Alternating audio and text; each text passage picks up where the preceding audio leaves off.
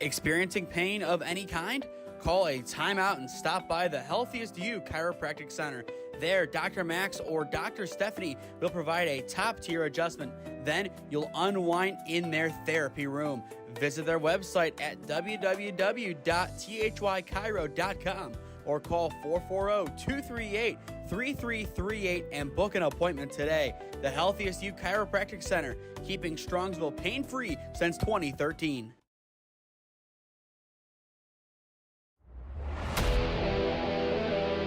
Yeah, thank you. I just want to say first, all glory to God. Without him, I am nothing. Power the shove, Neighbor Nation, we will see you on Saturday afternoon. Riley Meister gets the point. Back into left field, say goodnight to that baseball. And there's another one, it's back to back Jacks for KSU Tuscarawas. He's the point, and it's alive, hits and pushes it over, unbelievable. We play on, it's blocked, we're tied, unbelievable. It is go time once again at Ron Mottl Field in Parma Heights, Ohio for game number 2 between the number 3 seed Tri-C Triceratops and the number 8 seed Bryant and Stratton College Bobcats. The big difference though, Cam, in game number 2, Tri-C is the visitor on the scoreboard. It'll be an interesting day for them here, as if they don't get the win right now, their day and with it their season is over. I mean, absolutely. It's definitely a huge game for both sides. I mean, you're looking to move on to the next round without even having to play game 3. And for Tri-C, you now need to force that game 3 tomorrow, and it's going to be a big, big, big game here tonight. On the mound in game number 2 for Bryant and Stratton is Connor Steffen, the sophomore out of London, Ontario. 47 2/3 innings worked so far this year, 42 runs allowed, 34 of which were earned, 16 walks, 49 punch-outs, a 6.42 ERA, a 4-2 record, 1 save as he makes his 10th appearance and his 9th start as well. In his total career at Bryant and Stratton, he has 75 career punch-outs, a 9-4 record as he makes his 16th start and his 20th appearance. A big spot for him as he will have Jameer Ross to face first. A slightly different order today for Tri-C in game number 2, but we will get to that in a minute as the first pitch will miss wide for ball 1 at 7:12. But for those just tuning in, once again, I am Nathan Smee. Alongside me today, Cam Ragazzo. A 1-0 swing and a miss, and Cam, I'll toss it to you for keys to victory. I just came with these, just wrote them down. I have timely hitting. You got to limit the free passes and take the free passes, and you need to have the bench energy. We saw that was a big thing in game 1. That completely tipped the scales, you could say, in at least some fashion in favor of Bryant and Stratton, and easily could again in game number 2. Count sits at 2-1 on Jameer Ross. And he will send this one into right center field. It is tanked, and it is going to fall in the gap for extra bases. Ross touches 2, cruising now to third, and he is in there. It is a leadoff triple for Jameer Ross. And just like that, the Tops are back in business.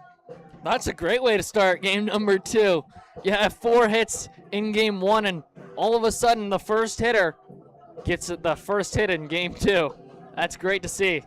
That's what Jameer Ross does. I mean, that ball hit off the bottom of the wall. A little longer into right center field, and, well, it would have been a leadoff homer. You talk about an ideal start for a team. It doesn't get much better than that, of course. The easy answer is to say, well, a home run's better, but we're not going to give that smart aleck response any time of day today. You might not. Oh, I know you will. The 0-1 hits him. Or does it? Really? It didn't? It looked like it did. But either way, a 1-1 count on Nate Hill. It's Ross, Hill, Gallagher, Trobenter, Bowles, Farrell, Yanmaz, Bordenick, and Dreger, the 9. Swing and a miss on the 1-1, now 1-2 on the third baseman. But a less than ideal start for Bryant and Stratton's defense, and as we have seen in this series, whichever team scores first has a massive leg up going forward. But Hill swings and misses on the 1-2, 1 down, and Steffen gets career strikeout number 76. He needed that one. Absolutely, especially after giving up the leadoff triple. And for Nate Hill, who nearly got hit on the 0-1, he definitely needed to reach there that time. Didn't get it done, and here comes Vinny Gallagher. The lead-up triple, all well and good from Jameer Ross, but as things stand right now, until you find a way to bring him in, it means nothing. But this could easily be your way to do it. It is caught in left field for out number 2. The relay home is not in time. And just like that, Tri-C will strike first in game number 2. It is a deep sac fly for Vinny Gallagher. That's what you want to see. And that's what the lights are turning on now at Ron Mottl Field. And with it, the Tri-C offense.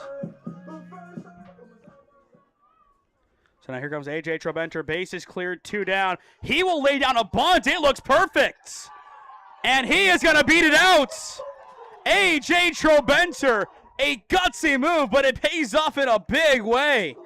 We'll watch that back on the replay, but he caught everybody sleeping. I mean, he's not the quickest guy known to man. He literally caught him sleeping. You don't think he's going to lay down a bunt, and doesn't anyways. I mean, that's a beauty. Oh, yeah. And there was just no play to make as Bowles, woo, he got underneath that one, but foul. This Tri-C team is figuring it out offensively. They had 4 hits in game number 1, correct? Yes. We're at 2 in the first. Just an incredible response from this Tri-C team, and they are not done yet. Steffens 0-1, wave and a miss. Cat quickly 0-2 on Jackson Bowles. I tell you what, they're being a lot more aggressive. That was the big difference in game number 2 last Friday against Bryant Stratton. They're trying to do the same thing here. The 0-2 Bowles will chop this one over towards first, but foul. And the inning will continue. It's Reach, McLean, and Biscup due up for Bryant and Stratton. But you and I both know just how powerful this offense can be. And they are not afraid to show it. Having fun there with the camera? Something like that. Again, the 0-2. This time it's off the plate for ball 1. Going back to the first game today, we did have some very interesting calls behind the plate and a lot of strikes that, well, were missed in my opinion. And now it's 2-2 as that time a miss is high and in. But I think this zone, just based on the umpire setup, is going to be a little bit better. And we saw that back in game number 1, just set up in an off-kilter spot as Steffen gets the out there via the K. And the inning is over just like that. 2 strikeouts for Connor Steffen, but we'll keep it here during the break. Going back to it, I do like this setup better from the umpire. Yeah, well, it's a different umpire from the 3-man crew. They kind of all just shift around. But, yeah, when you're able to and you kind of get that more head-on look rather than, like you said, off to one side or the other. And now you look at Ryan Torok on the mound in game number 2 for Tri-C. How does he have to step up for this team in a win-or-go-home game? Well, everybody knows it, right? It is a win-or-go-home game. You already have the early lead thanks to your offense in the top half of the inning, and you got to keep it rolling, right? You got to do what Keegan did in game 1, gave him nice, what was that, 7 innings of pitching, or 6 or 7 innings of good, strong pitching. But, yeah, he's got to go out there. He's got to work. He's got to limit those free passes like I talked about and, you know, do the best that he can to try and make this go to a game 3. Entering play today, Mr. Torok has thrown 38 2/3 innings. Beyond that, has allowed 29 runs, 27 of which were earned, 25 walks, 62 strikeouts on the season, a 6.28 ERA, a 5-0 record with 1 complete game as he makes his 11th appearance of the season and 5th start. A lot of pressure on that young man today, but 2-7 handled it quite well last Friday night. Yeah, I mean, he did, what do you have, 11 strikeouts in that game against Tied this career high team. 11. Yeah, I mean, they're putting him back out on the mound for a reason, and that partly is due to exactly what he did last Friday and trying to do the exact same thing here tonight. Now the top of the order, Nico Reach, Gavin McLean, and Tyler Biscup. What do you have to do? You got to get on base, right? You're already down 1, but you did win game 1, so you do have the upper hand, but it's still go time, right? You're not trying to play tomorrow. You're already trying to head off to Jackson to play the next round, and you got to do what you did in game 1. You had some nice timely hitting here and there. Eventually, in the 9th, you were able to come up with a couple insurance runs that definitely sealed the deal, but you did pretty good all around. They just need timely hitting. It goes down to that. Torok's first pitch of the day, swung on and missed by Reach. As well, we didn't report them yet, but 8-6 your final. Macomb knocking off Mott, so the 1 and 2 seeds will both advance. Then, game number 2, Henry Ford upsets Lansing 12-10. They will play tomorrow in game number 3. The 0-1 Reach gets a piece of it and fouls it off. If this team did their homework, they're going to be a lot more aggressive than they were last time against Torok. And I think that is a given that they definitely did do their homework. They were very aggressive in game 1 as well. And that is how you jump out against a pitcher like Torok. The 0-2, wave and a miss. 1 up, 1 down, and 1 strikeout for Ryan Torok. He picks up exactly where he left off. If he can pitch the same exact way that he did in game number 2 last week, look out. And I think he is going to probably pitch a little bit longer than he did in game number 2 last week, just knowing what is on the line. Absolutely. If they can stretch him out that long, then they're going to have him go for as long as possible. Try and save those bullpen arms for potentially game 3 tomorrow. And you always have to keep that in mind when down in the series. And now here comes Gavin McLean, the Eastern Illinois commit. And if we do have game number 3 tomorrow becomes a doubleheader for us at 1 and 6:30. Of course, at 6:30, Holy Name NDCL. And yes, Cam, I know by we, I mean me. Unfortunately. The 1-0 misses wide for ball 2. I mean, we have a bunch of people up here. Maybe somebody can go and do a scoreboard or something for us. We'll see. Don't know if I trust any of them to call the game. Who knows? Maybe we'll give somebody the call to the bullpen up here. The 2-0, swing and a miss, now 2-1 the counts. This Tri-C team, they want to come back here tomorrow, and for them, it's not just earning the right to play again. It's earning the right to go out on your own terms at home. And I feel like that is a lot more important than just going out on your own terms, period. At home, it means a lot more. The 2-1, a shot into center field. McLean, well hit. Ross is there just in front of the warning track to bring it in for out number 2. Better jump off the barrel this time out against Torok early on. But the same result, 2 up, 2 down.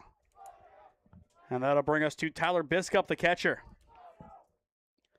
Of course, plays like that will definitely help, but you are going to need just a lot more than good barrels.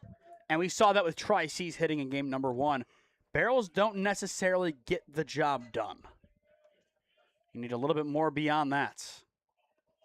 And for Torok, a lot of it comes from him. What will you be willing to allow here? And on Bryant Stratton's end, what can you do with what he gives you? Of course, all of it hypothetical and all. Easier said than done, but still very worth noting. Torok's 1-0 is left high. Count out 2-0. Looking ahead to the top of the second inning. It'll be Farrell, Yanmaz, and Bortnick 6, 7, and 8 due up.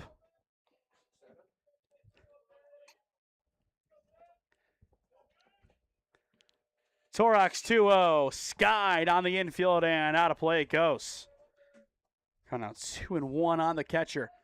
We talked about it in game number 1. He played out in right field, but we did expect him to move behind the plates. Yeah, and it's good to see him, have that versatility to be able to play multiple positions. It just gets you on the field for a little bit more time. And we see that with a lot of these Tri-C guys of how they get some game time. The 2-1 wide for ball 3. I mean, Nate Hill can play almost anywhere. Diddy, same thing. We can see him play in right field, left field, somewhere on the infield, or catching. He is really a do-it-all player for this team. Torok's 3-1 is there for strike 2, and we are full. A little late call on the end of it. Tri-C looking to get 1, 2, 3. That would be a great defensive start to the evening. Torok's payoff pitch, a sharp grounder hit over towards second. Yanmaz knocks it down, and not in time at first. Nearly the Sports Center play, but the inning will continue with a long infield base knock. We'll watch it back on the replay as Coach Cap is going to go and call time to talk this one over. But I don't know about that one. We have it on the replay, I'm pretty sure. I mean, that was a sharp ball, too. I mean, he did kind of stutter off the bag at the end. Yeah, but he made no thing that he, like, usually they say he came off the bag. He was just saying the runner beat him. And Coach Cap will continue his conversation over down the first base side. I don't know if it will get it overturned, but I'm just curious to see what they saw. I think they saw him come off the bag, and that's what they wanted to call. But then again, I feel like he had it established enough already. But either way, the game will continue in the first. And here comes Adam Kidder, the DH. Of course, 3 for 4 last time out. A key figure of this offense trying to do some early damage in game number 2. Torok's throw back to 1 is not going to be in time. But as the sun starts to kind of make its way down a little bit, it is looking like a beautiful night for baseball at Ron Mottl Field.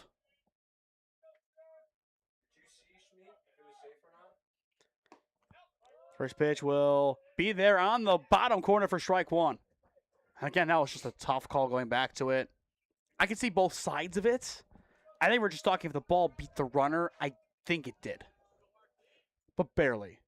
If it was bang-bang, advantage does, of course, go to the runner. Torok's 0-1 is in the dirt.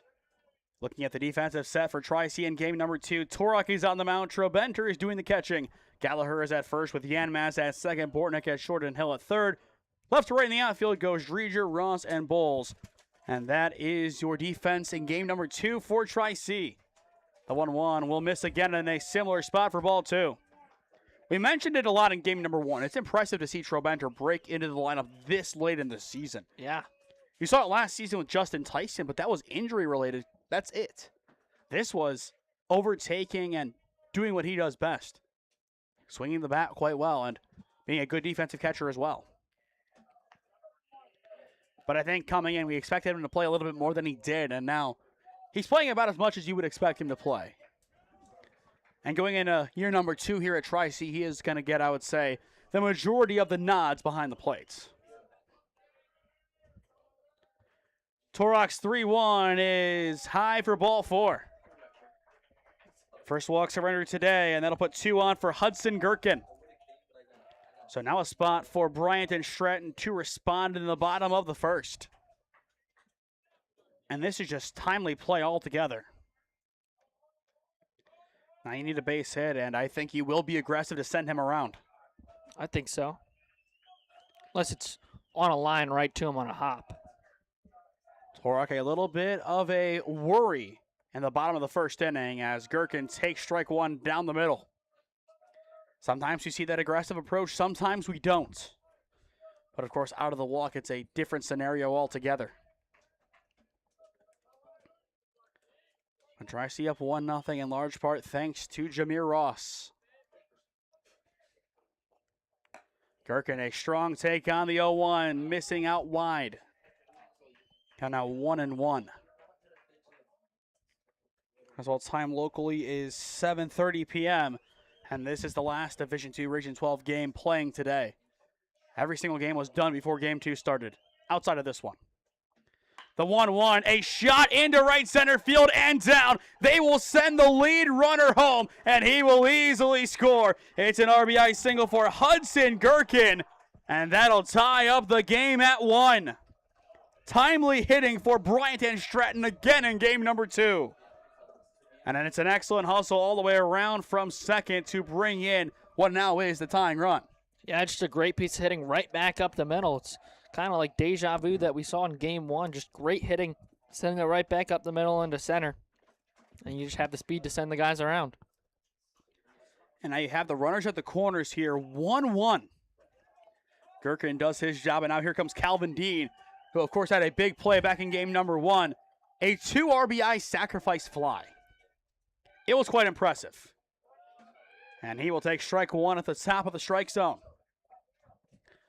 But credit to Bryant and Stratton for making adjustments after last week. They struggled to jump out against Torok, and in fact, they never did. But in the end, they jump out early in game number 2 and are in a decent spot here. Both teams with 2 hits, which right now, Cam, put it up while it's still true. We have a perfect scoreboard. And there you go, 1-2, 1-2. A lot of 1s and 2s on the board. Only 1s and 2s on the board. Those only 1s and 0s would be binary code. Okay. Close, but not close enough.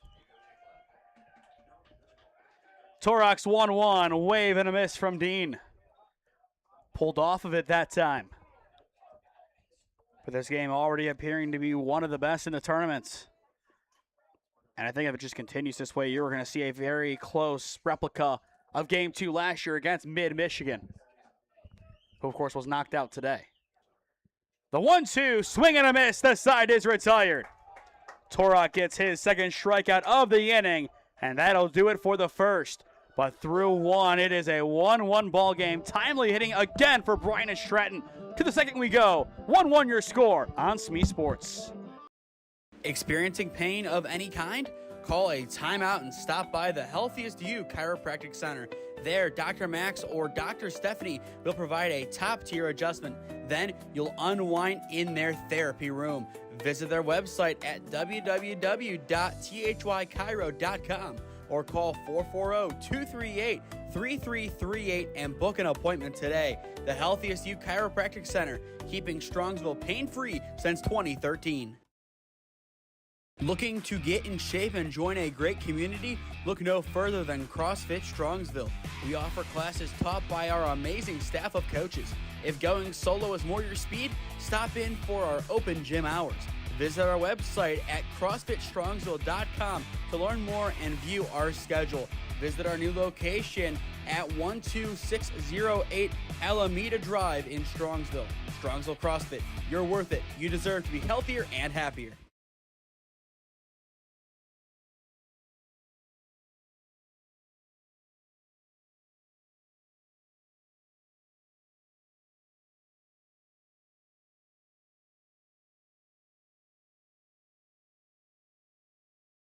Welcome back to Ron Mottl Field, top of the second inning.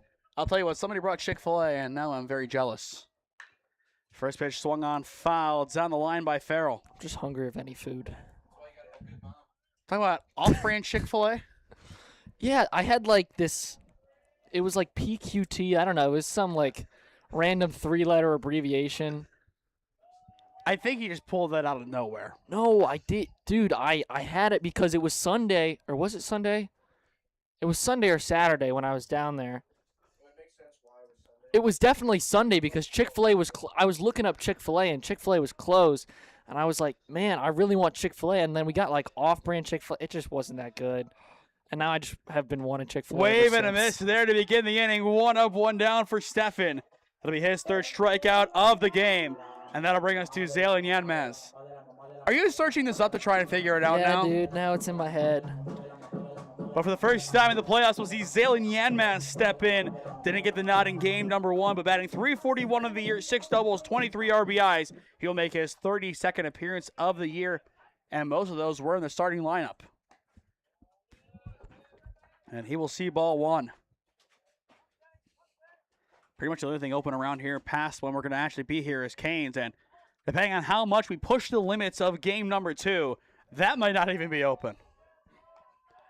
I mean, if this game goes the same distance as the last one, we're looking at about a 10:45 end. And now some eyes are shooting daggers towards me for that comment. The 1-1 light contact from Yanmaz right back to Stefan. His throw to 1 just in time for out number 2. An athletic play from the starting pitcher and one of the best guys on the staff. PDQ. PDQ. That's an interesting one. I'm not even going to take a swing at the abbreviation of what it could possibly mean. I don't know. That's not what we're paid to do, is it? But 2 up, 2 down after a really good play from Stefan, and he just continues to get the swings and misses. He has settled them. And the longer this goes on, the better it helps as Bryant Stratton offense gets settled in. And this is looking very Max Waker-esque. I think you and I would agree just based on what we saw in game number 1. Here's the 0-2. That time misses inside. But for Ryan Torak, he will need a strong defensive set in the second with Sanchez, Wilband, and Stoltz coming up. The 1-2 skips away. And of course, Wager in game number 1, 13 strikeouts. He was incredible. Here's the 2-2. Wave and a miss. The inning is over. A 1-2-3 stand for Connor Steffen and company. He now has 4 punch-outs on the afternoon. And that Bryant Stratton dugout is loving what they are seeing. To the bottom of the second inning we go. 1-1 your score at Ron Mottl Field. Experiencing pain of any kind? Call a timeout and stop by the Healthiest You Chiropractic Center. There, Dr. Max or Dr. Stephanie will provide a top-tier adjustment. Then you'll unwind in their therapy room. Visit their website at www.thychiro.com or call 440-238-3338 and book an appointment today. The Healthiest You Chiropractic Center, keeping Strongsville pain-free since 2013. Looking to get in shape and join a great community? Look no further than CrossFit Strongsville. We offer classes taught by our amazing staff of coaches. If going solo is more your speed, stop in for our open gym hours. Visit our website at CrossFitStrongsville.com to learn more and view our schedule. Visit our new location at 12608 Alameda Drive in Strongsville. Strongsville CrossFit, you're worth it. You deserve to be healthier and happier.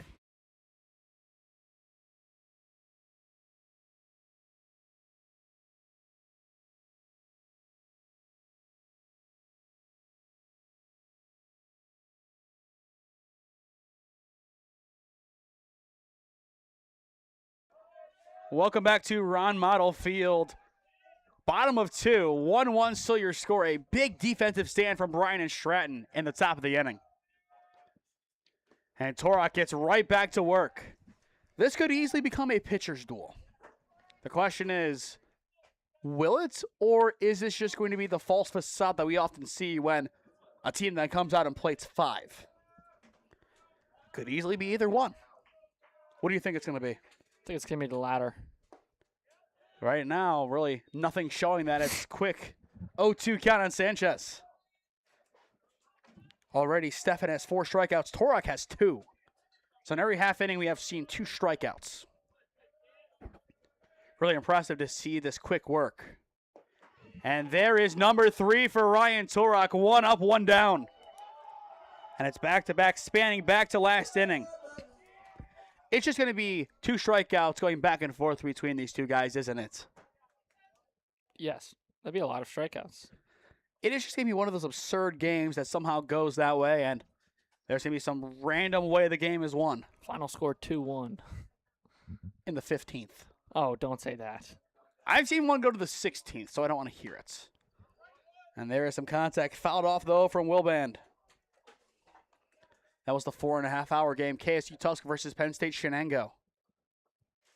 Started at 11, finished that game at around 3:30, I believe.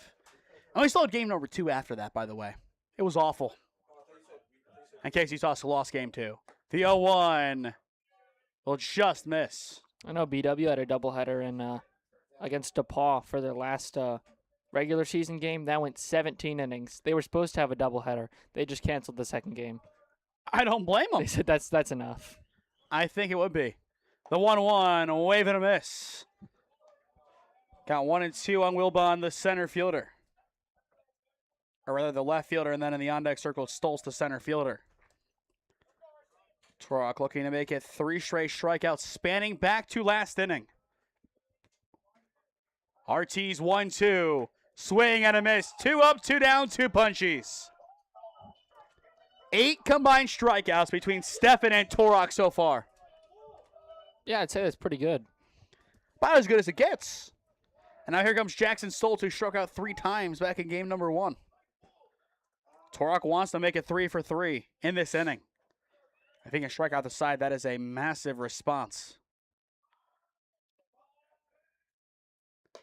And did he go? No. So ball one on Jackson Stoltz, the center fielder. Entering the series batting .284 with 14 RBIs, 3 doubles, and 1 home run. But again, his key thing, the on-base percentage, .427. Torok 1-0, wave and a miss, count now even. And I think going back to that one that he wanted to be a full swing, he thinks this could be 0-2. Of course, in the end, not there. Torok 1-1, dips in for strike 2.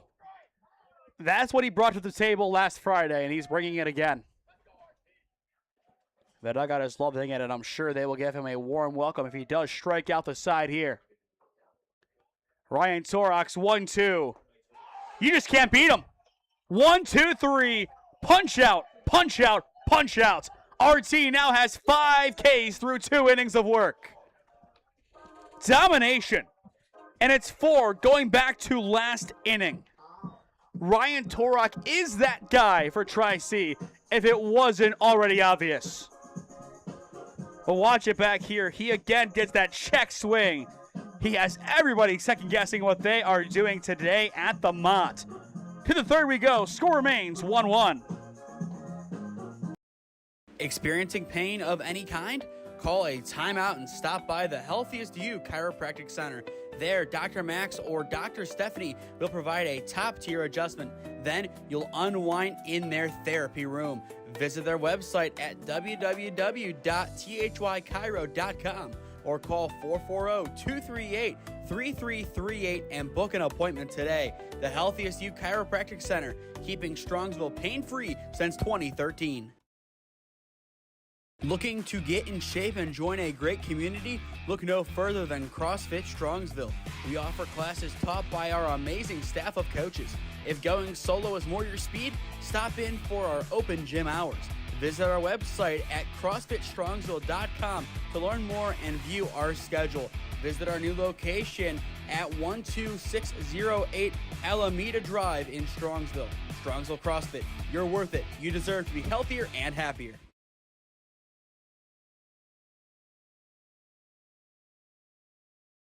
To the top of the third inning we go, and I believe our DJ has left the building. Jack has disappeared, and Noah's going to step in and take his place for a second. So no walk-up song here for Nash Dreger as he steps in to lead off the top of the third inning. I mean, he disappeared a couple minutes ago, so we'll see if he does come back or not. First pitch does miss high, though, for ball 1. We need a Jack Kibble camera. We just need somebody on him at all times to see what he is doing. I think that would be one of the most entertaining shots of the day, too. It'd be something. Absolutely something. I know last week they knocked the phone off the wall, so. The 2-0 in there for strike 1. And the prodigal son returns. The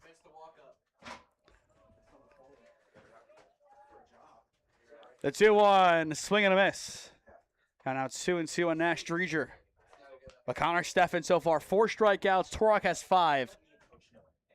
Are we going to see both guys reach 10 strikeouts? We might. If they keep going the way it is, yeah, we will. And now time is called. I believe Dreger initiating it from the box. Now time called, so maybe not. Actually, I believe it would be. The only reason otherwise you'd call time is to see, okay, did he step off in a weird way first? But this is a big spot here for Tri-C again. You get your defensive stand. You need the offense to come out here and swing the bat a little bit. Yeah, if you can get a couple of runs here, you put yourself in a good spot, you know. RT's mowing down on the mound. If he keeps going the way it is, could be a good recipe for success here. Final score from Marlington High School. Marlington 4, Alliance 1. And Dreger on the 2-2, a shot into the right field corner, and it is down for extra bases. Dreger cruising to second, now wants to get on 3, and he is there. It is the second leadoff triple of the day for Tri-C, and the man who had the first will now step in. That is how you step up. Yeah, that's I would say that's some good timely hitting. I mean, that ball perfectly fell in, too. The moment that ball got down in the corner, I think he had forgotten about second base entirely and just knew he was going 3. And now Jameer Ross a chance to give Tri-C back the lead. But going back to it, Alliance, they will win the conference 8-2 this year, but still impressive that Marlington got that win. The 0-1, Ross, a chopper over towards third. But Ross will go down as I believe it went off of his foot. So it'll be a 0-2 count as he will hobble off towards the side. Of course, has had a couple of injuries this season already and missed all of last year too. And I think that one just caught him in a weird spot as I think he's pointing to around the top of his ankle. I think he's have it stretched out real quick. And that's going to be a tough one even if he can stay in the game too. And there's been a lot of damage like that today, just all unfortunate. We saw Diddy get hit 3 times in game number 1. Did talk to him between games, said he's okay. So doing some investigative reporting, so to speak. And the hope is that Jameer can go, but if not, I believe you're going to see Pat have to come in and play the outfield where Dreger goes to center. He'll go to left or right, and from there, I think he's put him in left because he's played there before, and Jackson stays in right. And you bring in a new DH if needed. But of course, you don't want to get to that point, just given what he has meant to this program and all the work that he has done to even be able to play today. And I'm happy that both teams can agree. I want the umpires to give him what time he needs to go. Of course, in the playoffs, you can easily say, hey, he's taking too long, but that's not a question between these two. Yeah. As we said, they're rivals, yes, but Nick Kaplik and Austin C-Max are 2 of the best competitors in Region 12. They know how to compete. They both want to win, but they both want to win their way. And we talked to Coach C-Max between games. We congratulated him on his first playoff win. What did he tell us? Job's not finished. Still got a game 2. Got to go out there and win the rest of the series. And I told him, and I believe you agree, we respect it. The 0-2 bounces in. But that's just the mentality of a winner and a competitor, too. And I'm sure if we would have told Coach Kaplik the same thing if Tri-C had won, that we would have gotten a very similar response. Just 2 competitive guys with 2 amazing ball clubs. I'm just happy that we get to see it here tonight. The 1-2. There is strike 3 looking for out number 1. A very silent call at that. But Stefan now has 5 punchies on the afternoon/evening. Combined 10 so far between the 2 pitchers. Impressive. And now here comes Nate Hill. 1 down now, trying to bring in Nash Dreger as there is ball 1. And the question is, I think a lot of it goes down to Jameer. Do you keep him in the outfield, or do you move him to DH and bring Pat into the game? It's a tough call. I think that is a Jameer question. I think it's a possibility. Yeah. How big of one, that we don't know, as, of course, we're up here. The 1-1. That time it's there. Count now 1-2. A lot of the late calls this time, I will say that. And considering what was called in game number 1, you can never be sure where it actually is.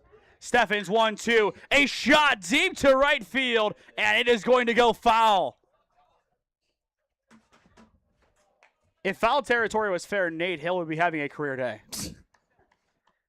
I mean, the great rips, again, you go back to game 2 last week, that is where he went yard. He hit it over the right field fence, and he cleared it by a good 15 to 20 feet. He wants that side. He knows how to hit it there. Steffens 1-2. This time brings it to left center field in the gap and down for extra bases. Tri-C will take the lead right back, courtesy of an RBI double from Nate Hill. That is how you make an adjustment on the fly as a hitter. Absolutely a great piece of hitting. This time he goes, like you said, up the middle as opposed to pulling one down the line like we saw just a couple of seconds ago, and gives Tri-C their lead back. That's a great shot, too. And when that ball got down, it was full speed ahead for Nate Hill to get to second base. And he got there quite easily for his standards. And now here comes Vinny Gallagher trying to bring him around. Now 2-1.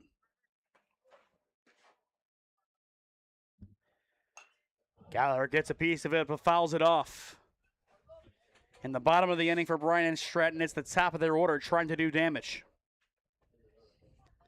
I feel like this game, though, is going to be very back and forth. I don't think that we're going to see 2-1 as our final. If we do, I'd be shocked. Gallagher gets a good piece of this one, but too far underneath it. A shot into shallow right center. Stoltz is there. He makes the grab for out number 2, and Hill will remain at second. That's the kind of out you need to get with a runner at second. As long as he stays put, you did your job, you move on. And now here comes A.J. Trobenter. Trobenter so far today 1 for 1 with a base knock courtesy of the bunt. But of course his goal is to move along his fellow catcher Nate Hill. A big spot for Tro in the tournament. And he will get a piece of that one foul. Count 0-1. Cam, you hear that ominous sound off to our side? It's a little spooky. Can't tell you what it is. It's not us. The 0-1, Trobenter, a shot deep to right field. Sayonara baseball. It's a 2-run shot for A.J. Trobenter. Make it 4-1 Tri-C. It's the Tro Show in Parma. Once again, this is who he is as a player. The Division IV Player of the Season for Lake Catholic last time out. He is a big game player. He always has been. And he now has a home run in the postseason for Tri-C. The J in AJ stands for Rocket. He is just that guy. And once again, coming in, we expected him to do this for Tri-C. It took until the end of the season, but as we said, the Tro Show is here, and it is not going anywhere anytime soon. A 3 spot in the top of the third. Bowles well underneath it. Has a chance, though, to get down. McLean backpedaling, keeps it in the glove, and the inning is over. Good composure from McLean. But A.J. Trobenter tells the story of the inning. A rocket over the right field wall. 4-1 your score, middle of 3 at Ron Mottl Field. Experiencing pain of any kind? Call a timeout and stop by the Healthiest You Chiropractic Center. There, Dr. Max or Dr. Stephanie will provide a top-tier adjustment. Then you'll unwind in their therapy room. Visit their website at www.thychiro.com. or call 440-238-3338 and book an appointment today. The Healthiest You Chiropractic Center, keeping Strongsville pain-free since 2013.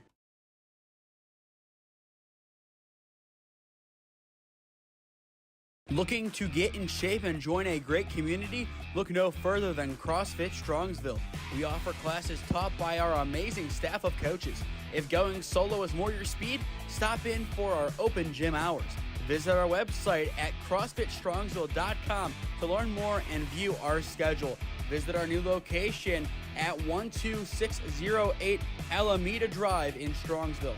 Strongsville CrossFit, you're worth it. You deserve to be healthier and happier.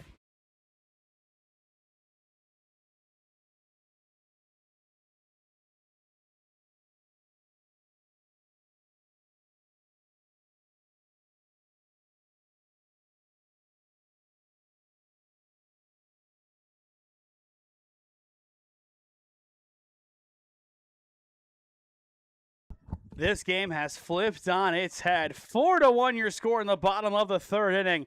Cam, what a shot by A.J. Trobenter. Oh, yeah. I mean, that one got out of her here in a hurry, too. We saw it last year off of Dom Marchetta in the tournament. We know what he can do. We've been expecting it. And I believe that is his first career collegiate home run. And it will be confirmed that way. He has been amazing in this game. Of course, that bunt was huge for this team. Just something that said, hey, we're not done. We're going to keep the pressure on. And then at bat number 2, we've kind of beaten around the bush, knowing that he can do just that. Now we see it. And I think the whole conference and the whole region now understands who A.J. Trobenter is. We knew. Of course we did. You played against him, and I've covered him for a couple of years now. Torrox 0-1, wave and a miss. And back to Torok. He has 5 strikeouts today. He wants to keep that going. He wants to set a career best. He would need 12 to set a new record. That'd be impressive if he gets there. Torok coming ready and set. The 0-2, a sharp pull foul down the left side. So we will do it again. But Ryan Torok has been amazing today for Tri-C. Combine him with the offense, getting timely swings. They have more hits already than they did in game number 1. It's a recipe for success. And RT goes back to work again with the 0-2. And it is in the dirt this time. But you see the top of the order here, Bryant and Stratton. Initially it looked like, okay, we need 1 run to tie the game up. Now you need 3. Even the 1 was easier said than done. The 1-2, wave and a miss. RT continues to mow down Bobcats. 5th strikeout in a row, spanning back to the first inning. Wow. 6 today. And I think it's crazy that you're at a point where the reaction is just as if he threw a strike. He just has so many strikeouts now, it's almost unfair. And now here comes Gavin McLean trying to spoil the fun. 0 for 1 today with a fly out to center field. And Trobenter, unable to set up for the strike, takes a ball.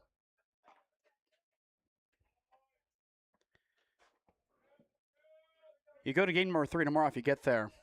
Tri-C, if they win here, has the advantage. And they have to play with it if they get there. The 1-0 wide. I think you and I, at least myself, seeing what happened last week against Wager, we're expecting to see game 3. And I think now you're lined up for that be Moore versus Balser. I think that's the matchup you might see. The 2-0 wide for ball 3. That accurate here for David Moore with Tri-C on the mound? That be a fair assessment? Could also be Ethan Alberts, or it could be both. Could be all right. One takes the first half, the other takes the other. Which that'd be a dominant 1-2 punch. Torok's 3-0. McLean skies it. Playable off towards the left side. It is Hill, and it's going to drop. And that ball is just going to skip away. Going all the way to second base. And we'll see what they score this one as it is a really weird swing for McLean. But it's a hit. It wasn't touched. Yeah. Hit number 3 today for Bryant and Stratton, and I think that one is the most obscure.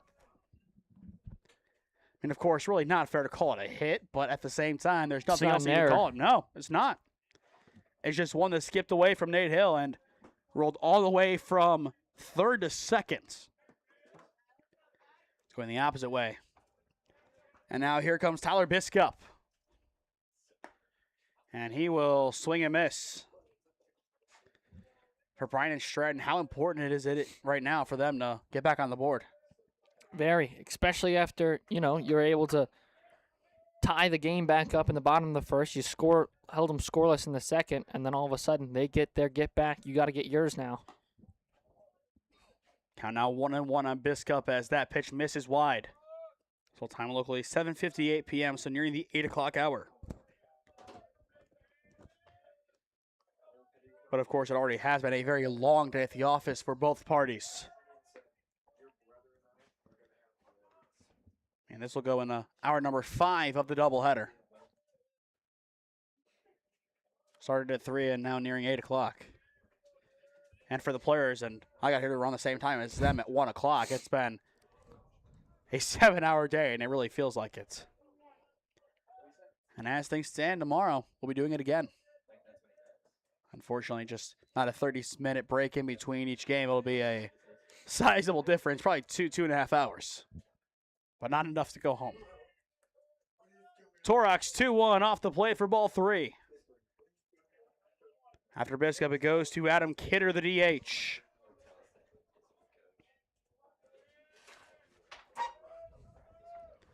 Three balls, 1 strike the counts. It has been chilly pretty much all day here at Ron Mottl Field, and I'm sure that is still the case down there as it is only going to get colder from here. The 3-1, Biscup will take ball 4. And that'll put 2 on with 1 down here. And that'll bring up Adam Kidder.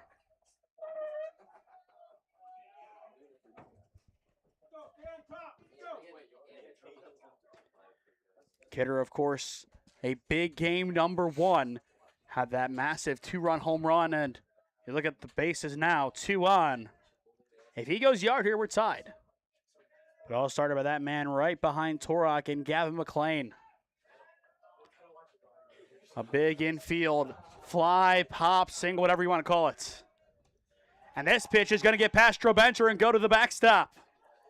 So 2 runners now in scoring position. And this is where the Bobcats can really do their damage. Play their cards right, and with the energy out of their dugouts, they could at least get 1 on the board, if not 2, which I think now you have to get 2. Yeah, especially when they're in scoring position and 1 out. We're going to get time here called, though, as Coach K is going to want to come and try and settle down his players.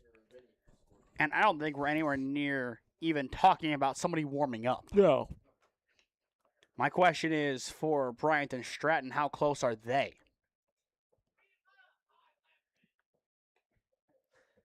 I mean, I don't think they are. I mean, yeah,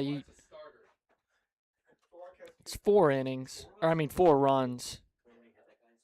You probably think about it in the back of your mind. Obviously, you want to take this one so you don't have to play game 2 tomorrow, but that kind of hinges on how your offense is doing. Of course, if you're down by 3, it's not really going to matter. But if you come back and tie it up and you're seeing some early struggles from Stefan, you could. But again, he is a really good strikeout pitcher, and then who would you go to? Do you go to Bolster, who would start the next game tomorrow? Do you give Joe Flanagan a chance where you know if he struggles here on the road, Ox is going to be against him, where if you have to go and talk to him, it is going to be tough to settle him back down. And an environment where everybody knows what he brings to the table. It's one thing at home. And it looks like we're going to intentionally walk Kidder, which obviously makes sense because of what he did last game. But Cam, let me ask you, who has the lone RBI in game number 2 for Bryant Stratton? Man at the plate. Hudson Gherkin, man at the plate, 1-for-1 RBI single. With that in mind, is this the right call? You set up the double play ball. You, of course, set it up, but if he puts this ball in the outfield, you're in a really bad spot. And it's a good block from Trobenter. You just have to play clean defense here, which, of course, as it always is. As we have said all day long, it is easier easier said than done. It's not like a broken record with it, but it's just so accurate. You and I both know it's true playing the sport. We can talk about what needs to happen, but until it actually does, it's all hearsay. Torox 1-0. It is responding in the zone. Count now 1-1. But a big game number 2 again here at Ron Mottl Field. Bryant Stratton wins. They advance as the only lower seed so far to do so. Tri-C wins. We are back here tomorrow for game number 3. Torox 1-1, wave and a miss. And he is in a good spot now, 1-2. Do you go low now? Breaking ball in the zone? I think you keep it on that outside edge. Just get a chase, get in and out of the plate. And that makes things a lot easier. But Bryant Stratton looking for one swing at the bat to change the game again. The 1-2, sharp grounder, deep over towards short. There is only one play at second, and they will just get it. They split up the runners, but a good out to surrender. Gherkin brings in run number 2.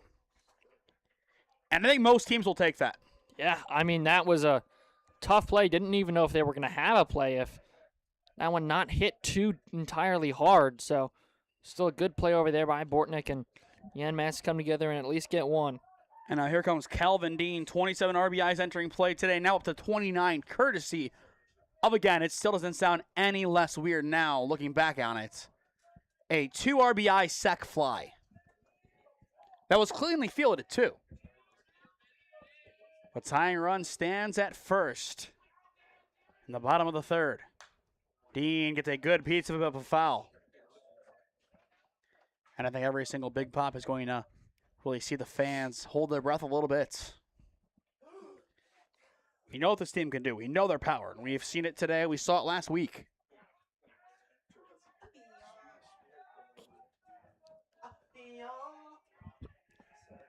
Torok 0-1, foul back. Count quickly 0-2 on Calvin Dean. In the fourth inning for Tri-C, it is Farrell, Yanmaz, and Bortnick, 6, 7, and 8 due up.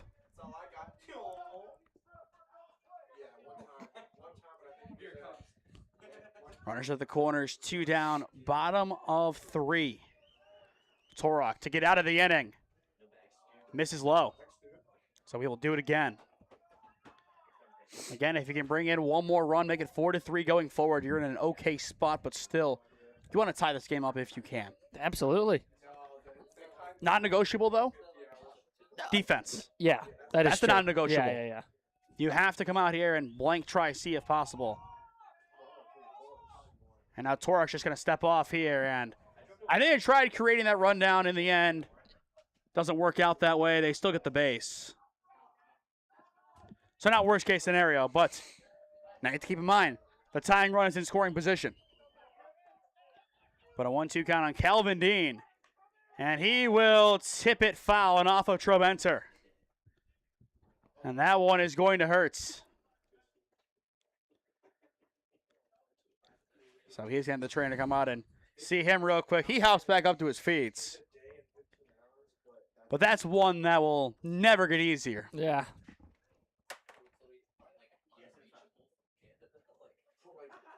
But right now, as things stand, we kind of called it. We expected the offense to come up again. We kind of expected what we saw earlier on just to be a facade, and right now it is. And now it looks like maybe a conversation between Yanmaz and Gherkin down at second base. What do you think those guys could be talking about? I don't know. I think the ump was involved too. Probably how bad the Ohio weather is. Probably. Really good conversation piece. It's an instant starter here for any Ohio natives. Count 1-2 on Dean. Torok looking to get out of the inning. Dean, a shot deep to right field, still going back, and it is off the wall. Bryant Stratton has tied it courtesy of Calvin Dean. He has done it again. No sacrifice this time. He takes all the glory for himself at second. This is going to be an offensive battle now. That was the risk of intentionally walking that runner. Absolutely. But Calvin Dean, what a pretty fly ball just off the wall. A little bit more, and we're talking about a lead for the Bobcats. This game has so many twists and turns. A lot more competitive than game number 1. What's the secret for Bryant Stratton? Timely hitting. It's the same thing for Tri-C, it feels like. But Yeah. the mojo is just different with them. This is a team determined to win. And that you have to respect. And now here comes Kevin Sanchez. And he pulls off and misses. Just a heavy swing and miss. So far today, 0 for 1 with a strikeout. But did have a nice shot back in game number 1. 4-4 your score. Bottom of the third inning in game number 2. A win or go home game for Tri-C. This time around, a good take from Sanchez. How much does the approach of Tri-C now change in the fourth? Is this going to be more of a similar course, or do you think it changes now that it's tied opposed to a few-run lead? I don't think it changes. They're going out there trying to score as many runs as possible. I've heard it from so many coaches at the college level. Doing X, Y, or Z got us to this point. We're not going to change it because one thing didn't go our way. Exactly. And I'm sure Nick Kaplik, Matt Caron, and the rest of the staff can attest to that too. Torok's 1-2. Skips in. No. Strike 3 looking. Again the late call, but the side is retired just like that. And Torok will get his 6th punch out of the day, or rather 7th of the day. Now 4 away from tying his career best, but Tri-C as a team, they have some work to do. Bryant Stratton responds, plating 3 through 3. We're tied at 4. Life moves fast, and so do the unexpected moments. At the Koha Insurance Agency, we've got you covered. Whether it's auto, home, renters, or something else, our goal is simple: to protect what matters most to you while saving you time and money. With personalized service and the power of many trusted carriers, we'll find the right coverage for you at the right price. Peace of mind shouldn't be complicated. give us a call at 330-542-6400 or shoot us an email at david.kohut@twfg.com. Kohut Insurance Agency, our policy is caring. Experiencing pain of any kind? Call a timeout and stop by the Healthiest You Chiropractic Center. There, Dr. Max or Dr. Stephanie will provide a top-tier adjustment. Then you'll unwind in their therapy room. Visit their website at www.thychiro.com or call 440-238-3338 and book an appointment today. The Healthiest You Chiropractic Center, keeping Strongsville pain-free since 2013. It's Diddy Farrell leading off for Tri-C in the top of the fourth inning. It's fours all the way around. Cam, how do we get here? A lot of good and a lot of timely hitting. Throw it up on the scoreboard for a second, but each team scored 1 in the first. Each team scoring 3 in the third. I just realized that. That fifth hit is really messing with the perfect scoreboard. Annoying to you? No. The 1-0 skied on the infield, and I mean skied. Sanchez loudly calls it off and makes the play for out number 1. As a former first baseman, too, to see how loud he called it off, that is what you want to see. Pure confidence, that's mine. Everybody else, get out of the way, and he makes the play. And now here comes Zalen Yanmaz. So far today, overall, with a ground out to Stefan on the mound. But Tri-C, they took the lead last inning, but still more work to do. More than they initially thought. And Yanmaz waves and misses. A beauty just kind of floating in there from Stefan. Is this just going to be 1 inning of offense, 1 inning of defense? Maybe they'll score 5 in the 5th. It looks like one of those games. The 0-1, he backs out, but they'll call it a strike. They did not call the time in favor of Yanmaz, and he is quickly down 0-2. So a chance for Stefan to get maybe a quicker strikeout than expected on Yanmaz's end. Stefan's 0-2, wave and a miss, 2 up, 2 down. And Connor Stefan now has 6 punch-outs today. 13 combined between the pitchers. 7 for Torak and the number below it for Stefan. I'm not doing it. Well, it's fine if you did it that way. It was not fine if you did it the other way. It's true. That statement has been approved as true by SmeeSports fact checkers. First pitch misses low to Bortnick. So far, 0 for 1 with a strikeout in game number 2. Again, a win or go home game for Tri-C. You win, you play tomorrow, you lose. You're on to at least the fall portion of your campaign next year. And I think that next year is going to be another big year for this team. The 1-1 misses high. Got out 2-1 on Braden Bortnick, and after him it goes to Nash Dreger. But as you can kind of see on your screen, the sun quickly setting on Ron Mottl Field. Bortnick swings and misses at the 2-1. Count now deuces, 2-2 with 2 away. Stefan looking for a 1-2-3 inning. Bortnick flies it foul, so he will have to wait. In the bottom of the inning for Bryant Stratton, it is Wilbon, Stoltz, and Reach. 8, 9, and 1 are due up, and what already has become a very heavily offensive affair. Count now full, and just to put it out there, through 3 innings, we had the same amount of combined runs as we had in game number 1. That was 7-1, 8 combined, and already there. Payoff pitch. It is going to be there for strike 3 looking. The inning is over. It's a 1-2-3 frame for Connor Stefan. He now has 7 strikeouts today. Heading into the bottom of the 4th inning, the pitching staff has a combined 14 strikeouts. It has been a pitcher's day in the strikeout department, but in the run department, it has been an offensive game.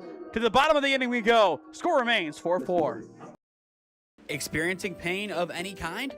Call a timeout and stop by the Healthiest You Chiropractic Center. There, Dr. Max or Dr. Stephanie will provide a top-tier adjustment. Then you'll unwind in their therapy room. Visit their website at www.thychiro.com or call 440-238-3338 and book an appointment today. The Healthiest You Chiropractic Center, keeping Strongsville pain-free since 2013.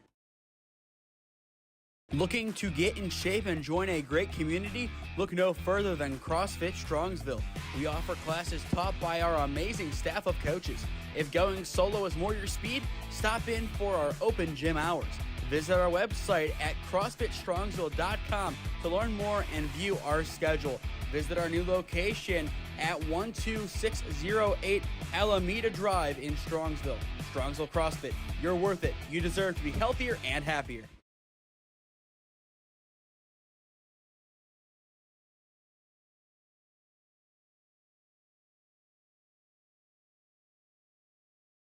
To the bottom of the fourth inning we go, Cam. Well, what an interesting game so far. A stark contrast from game number 1, 4-4, your score. I'm really looking for 0 runs and then 5 from both teams next inning. Let's just see absolute carnage here and just see how many runs we can score combined. Wouldn't be surprised if that happens anyway, but this one is shot into left field and down for a leadoff base hit. It is Talon Wilbon putting it down. And Cam, zoom in. We're all happy again. We have an even scoreboard. Now 5 hits in game number 2 for Bryant Stratton. And the leadoff man is now on for Jackson Stoltz, a speedster. Do you expect a bunt here? I don't expect it, but I think they RT's got to keep them close at first or else they might try and take off. I wouldn't be shocked, though, if we do see it. Well, here it is, but pulled back. Now it's not throwing. It's potentially nothing, but I believe David Moore is now stretching in the bullpen. I've just heard he takes a long time to get ready. So I think this is going to be one that might have to be expedited quicker than he wants. The 1-0 went right through it. And that ball nearly got away from Gallagher at first. So if you put Moore on, you have to go and assume if you make game 3, Albert starts. Or if absolutely necessary, all hands on deck. Puts somebody else at first, and all of a sudden, Vinny warms up. Vinny hasn't pitched in a while, but we know what kind of arm he has. The 1-1 pulled back. And I was talking about it with Coach Karen between games. Looking at some guys we cover in Stark County, B-Dub, Braden Wood would be a perfect Vinny Gallagher replacement. A great arm and a really good first baseman, too. A great pitcher that we saw over at Minerva last week.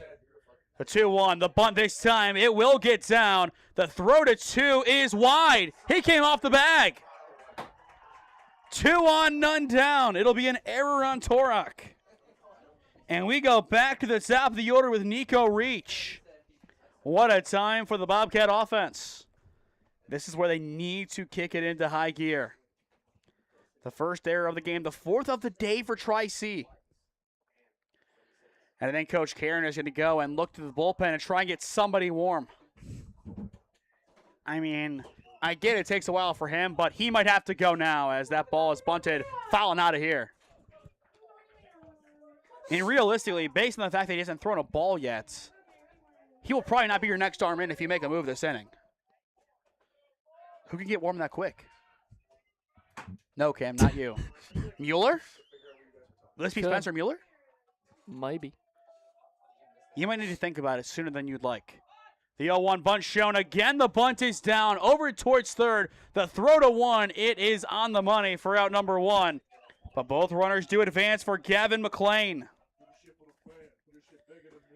McLean 1 for 2, a single and a flyout, but we know what kind of power he possesses. We saw it last Friday in game number 1, a 2-run shot in the first.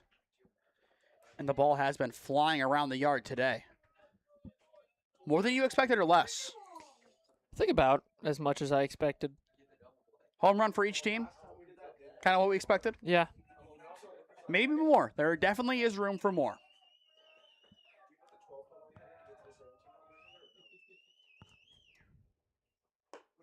Torok's first pitch misses high.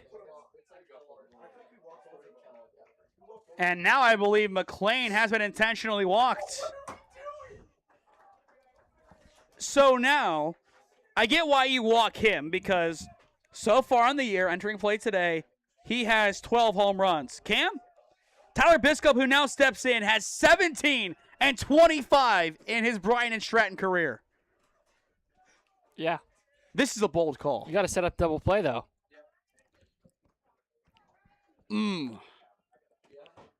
That's a tough one.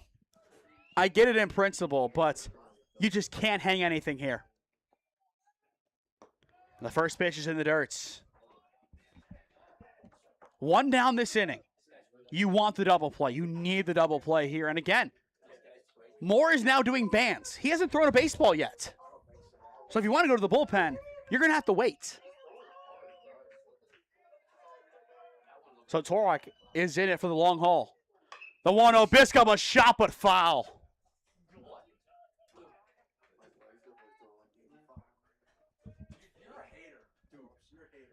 Straighten that one out. That's in the corner. And I think Biskup has a chip on his shoulder here being brought up. I think every hitter does. When the guy in front of you is intentionally walked, you take it personally.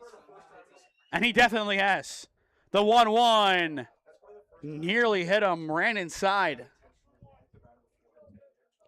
Count out 2-1. And still nobody else getting warm besides Moore doing his bands. Potentially the biggest turning point of the day. The 2-1 in the dirt for ball 3. One more ball, it's 5-4. At a minimum, you would have to call time. Had they talked to him this inning? I don't believe so. So you do have that in your back pocket. Just want to make sure they didn't already, because you wouldn't have anybody ready to go in. Bryant Stratton, though, is absolutely loving this right now. Torax 3-1. Biskup underneath it, a shot into left field. And it is going to be caught for out number 2. And the runner will come around and score. A deep sacrifice fly for Tyler Biskup. He does the job. It is now 5-4 Bobcats. That's all they needed to do there. They needed to take back the lead, and they did just that with one swing of the bats. And I think with that in mind, the intentional walk is okay. But if that ball got down, that was going to be a tough one. Yeah. Now, first and third with 2 down for Kidder. You intentionally walked him last time. Most likely you are going to see a steal or some tomfoolery over at first base to go to second. And you're probably going to put 2 runners in scoring position, maybe even before we see a pitch. Just depends on how aggressive this team wants to be. And they have been aggressive today. But he's going to stay put as this ball is absolutely clobbered deep to left field. And it is going to hit off the wall. 1 run will score. They will bring around another. And cruising to third is Kidder. But he gets called out. A strong tag. The question is, does the run score? And I believe based on their pointing, the answer is yes. It'll be 2 runs that score. A 2 RBI double for Adam Kidder. Another great swing. So a 3-spot this inning. And did his glove go over the fence? I think so. That is wild in its own right. But 7-4 your score. Bryant Stratton gets a few massive runs. To the 5th we go. The Bobcats up 3. Experiencing pain of any kind? Call a timeout and stop by the Healthiest You Chiropractic Center. There, Dr. Max or Dr. Stephanie will provide a top-tier adjustment. Then you'll unwind in their therapy room. Visit their website at www.thychiro.com or call 440-238-3338 and book an appointment today. The Healthiest You Chiropractic Center, keeping Strongsville pain-free since 2013. Looking to get in shape and join a great community? Look no further than CrossFit Strongsville. We offer classes taught by our amazing staff of coaches. If going solo is more your speed, stop in for our open gym hours. Visit our website at CrossFitStrongsville.com to learn more and view our schedule. Visit our new location at 12608 Alameda Drive in Strongsville. Strongsville CrossFit, you're worth it. You deserve to be healthier and happier.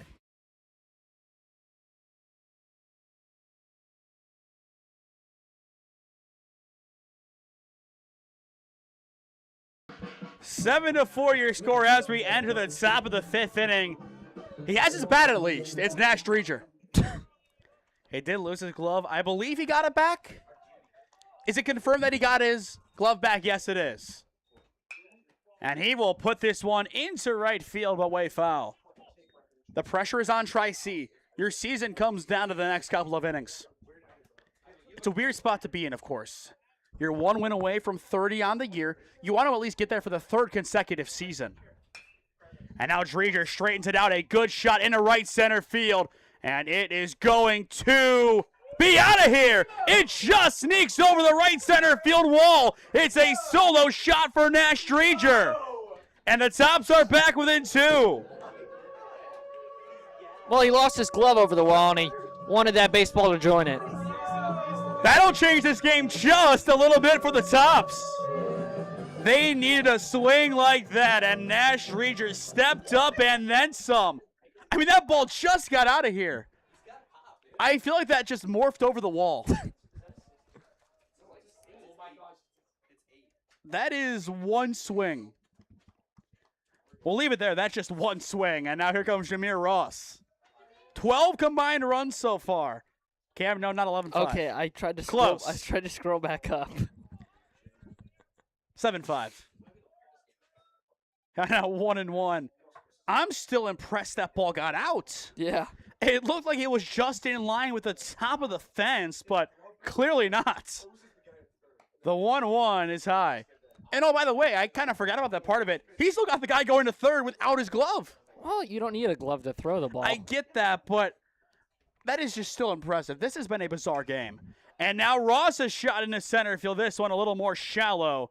And it is going to be caught by Stoltz for out number 1. Would you describe this game as obscure so far? It's certainly one of the games of all time. One of the games of all time, I think, is the only way you can describe this one. And we are just getting started for all intents and purposes. Time locally 8:27 p.m. So we are far from done here at Ron Mottl Field. In theory, we still have half the game to go, and we are a little less time-wise in than last time. I believe around an hour 20 as Hale will smoke this one deep to right. And again, it is going to be foul. So, in foul territory today, 2 home runs, 3 home runs, an RBI double in fair territory. He is clobbering the baseball. I don't know what to tell you, Cam. This is just another anomaly of the game. In foul territory, he is going for the Triple Crown. I mean, easier said than done again, but just straighten one out, and he is in business, which he has done already today. But a 1-2 count here on Nate Hill. Steffen sets and fires. This time he straightens it out. This time it is over the right center field fence and gone. Moved it over around 30 feet to the left, and this time it pays dividends. Now 7-6 your score. The Tops, 2 solo shots this inning. And it's Freebird time again. That is how you change the game with one swing of the bat again. This team just doesn't quit. Time now called, and that is going to do it for Steffen.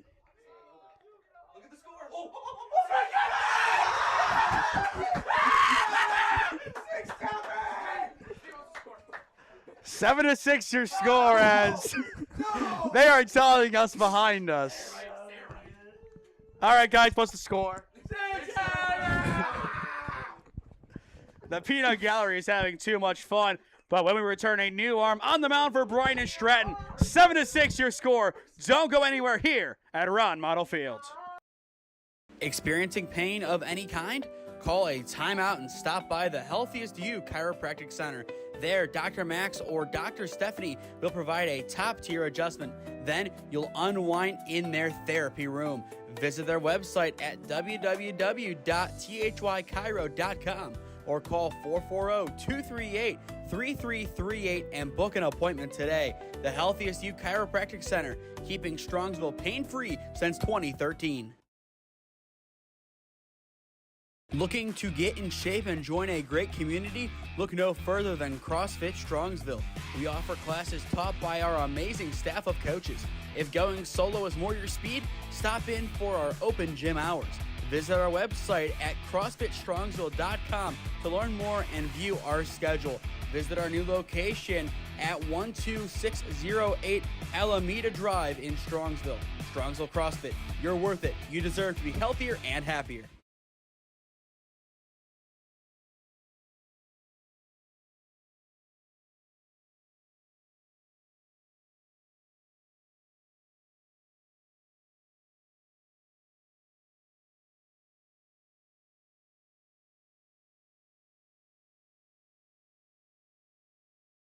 Connor Byrne is warmed up and ready to go on the mound for Bryant Stratton.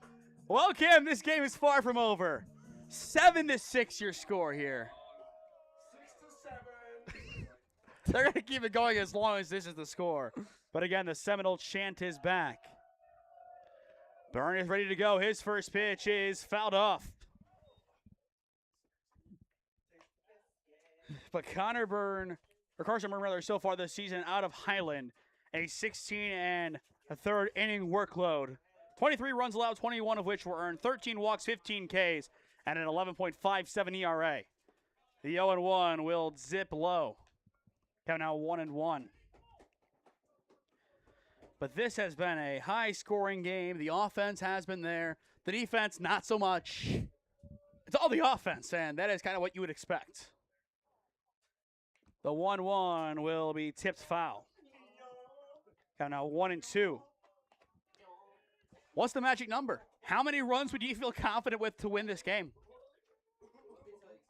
Realistically. 14. Seriously, 14? I'm being serious, dude. These offenses have been electric. If you get to 14, you're winning the game. Here's the 1-2, and it'll, I believe, hit off the umpire.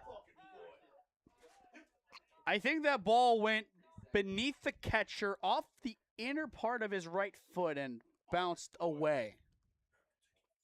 Little pinball action. In the on-deck circle after Gallagher, it'll turn to A.J. Trobenter, who already has one home run today. But for Tri-C, they have been hitting the lights out of the ball as of late. Well, the lights are on. Well, half of them are not at this point, so that's not on me. The 2-2 misses, and we are full. But I feel like more around than the last time we saw them on. I'm sure it's not accurate, but it does feel like more lights are on. Full count, though, on Gallagher again. Trobenter in the on-deck circle as, again, here comes the Seminole chop. Burns payoff. It's in the dirt for ball 4. The tying run will now go to first, and it is time once again for the Tro Show. This is where Tri-C can take back the lead, again, with one swing of the bat. Not out of the realm of possibility by any stretch of the imagination.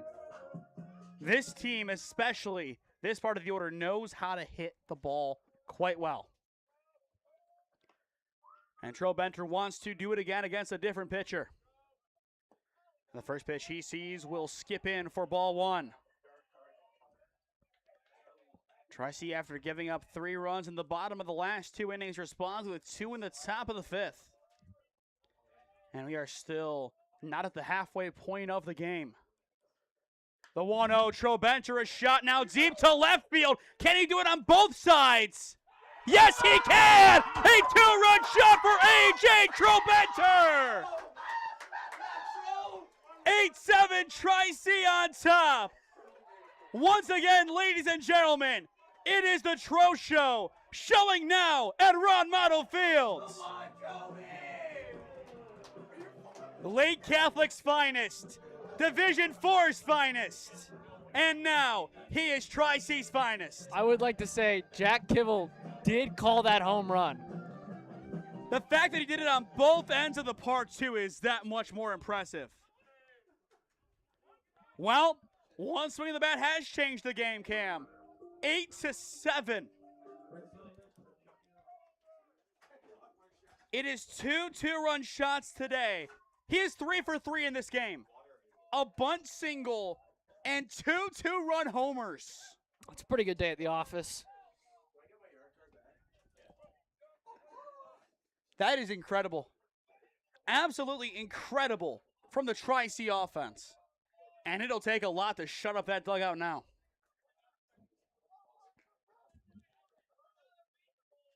And now the question is, how quickly do you remove Byrne? The 3rd home run of the inning. 4th home run of the game for Tri-C. This is the offense we saw last year, especially with the long ball.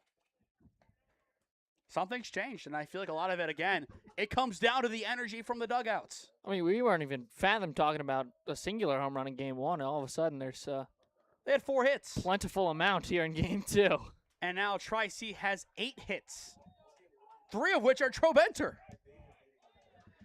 He has become the next big star at Tri-C.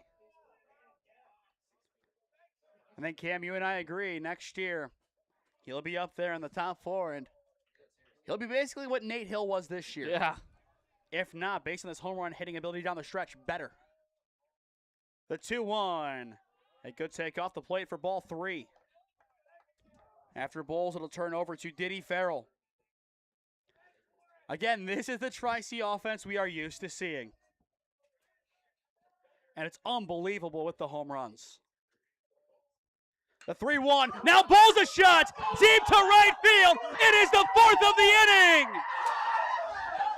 JB does it again for Tri-C, and his legend status continues to grow, and he is running around like a man possessed.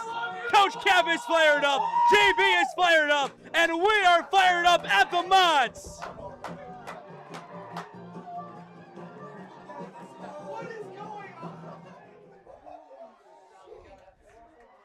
Something changed for Tri-C.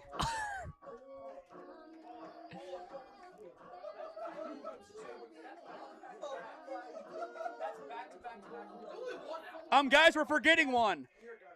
The 4th this inning, the 5th of the game, Dreger, Hill, Trobenter, Bowles. The difference is Gallagher walked. That's the only difference. Oh, I forgot about Vinny.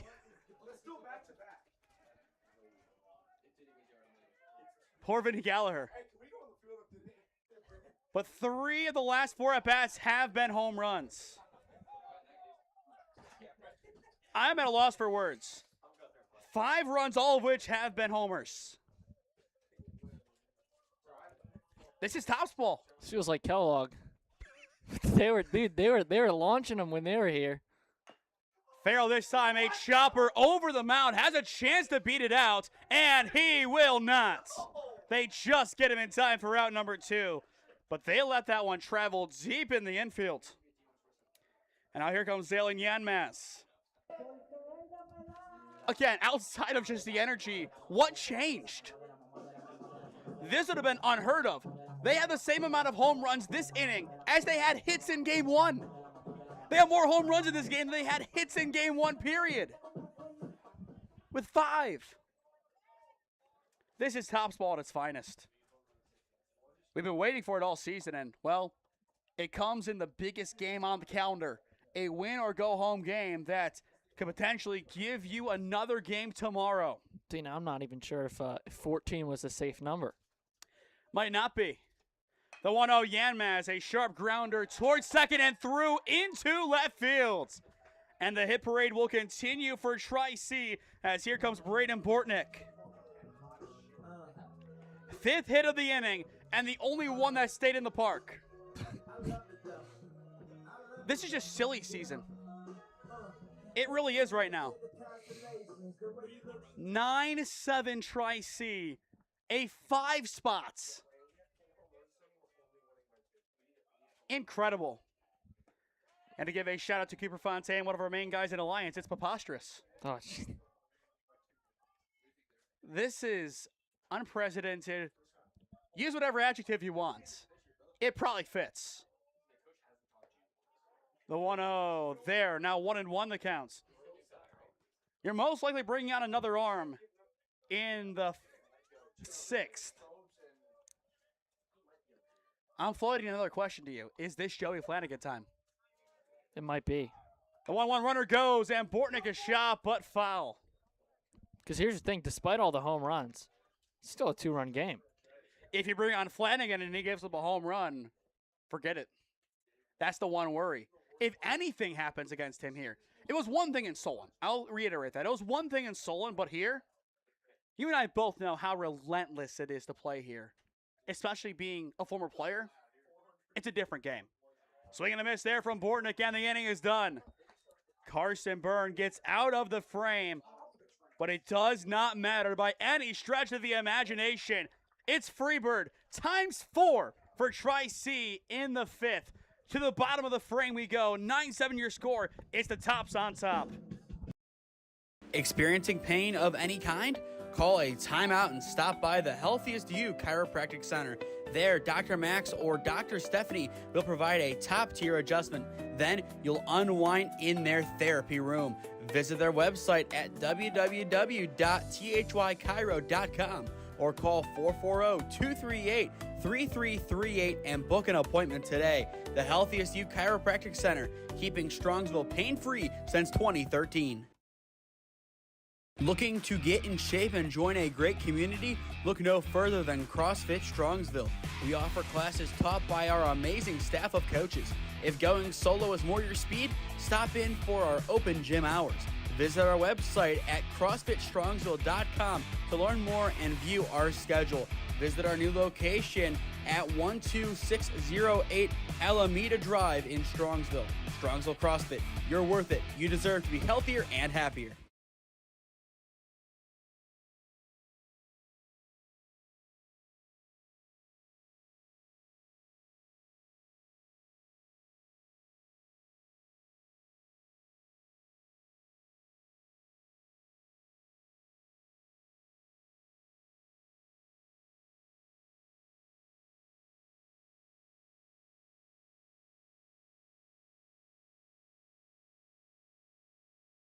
Once again, this is Tri-C's game. Bottom of the 5th inning. 9-7 Tops on top. If you're Bryant Stratton, how do you respond? You got to hit one of your own. You need somebody to step up here. Gherkin, Dean, Sanchez, 5, 6, and 7 gets it going. And there is ball 1. Are you still comfortable with 14? For now, If they tie it, are you? no. That'll be a big question, though. The 1-0 misses high for ball 2. There now is some official action in the bullpen, as I would assume it's David Moore. He went through his entire pre-pitch warm-up, so I would assume it's him, but could be mistaken. The 2-0 will hit the inner edge for strike 1. Can we get confirmation on David Moore? Yeah. That is. And there he is warming up in the bullpen right now for Tri-C. And in the meantime, there is ball 3. On Torok's end, how much of a leash does he have? I want to see how many pitches he has. Does that matter now with the 7 runs? Big question. Torok's 3-1, sails high for ball 4. And the tying run will now step in the batter's box, represented by Calvin Dean, who hit a 2 RBI double his last time up. And now I believe we're going to get our answer. Coach Kappa is going to call time, and I believe that is going to do it for Ryan Torok. So that was pitch number 81, but he still does his job today. He is in line for the win, exiting the game here. But it'll be David Moore's turn most likely when we return.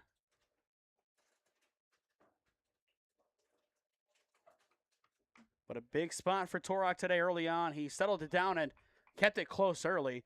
And as expected, what once looked like a pitcher's duel, absolutely not. Far from it now. It is an offensive battle. And when we return, a new arm will be on the mound for Tri-C. Experiencing pain of any kind? Call a timeout and stop by the Healthiest You Chiropractic Center. There, Dr. Max or Dr. Stephanie will provide a top-tier adjustment. Then you'll unwind in their therapy room. Visit their website at www.thychiro.com or call 440-238-3338 and book an appointment today. The Healthiest You Chiropractic Center, keeping Strongsville pain-free since 2013. Looking to get in shape and join a great community? Look no further than CrossFit Strongsville. We offer classes taught by our amazing staff of coaches. If going solo is more your speed, stop in for our open gym hours. Visit our website at CrossFitStrongsville.com to learn more and view our schedule. Visit our new location at 12608 Alameda Drive in Strongsville. Strongsville CrossFit, you're worth it. You deserve to be healthier and happier. Life moves fast, and so do the unexpected moments. At the Kohut Insurance Agency, we've got you covered. Whether it's auto, home, renters, or something else, our goal is simple: to protect what matters most to you while saving you time and money. With personalized service and the power of many trusted carriers, we'll find the right coverage for you at the right price. Peace of mind shouldn't be complicated. Give us a call at 330-542-6400 or shoot us an email at david.kohut@twfg.com. Kohut Insurance Agency, our policy is caring.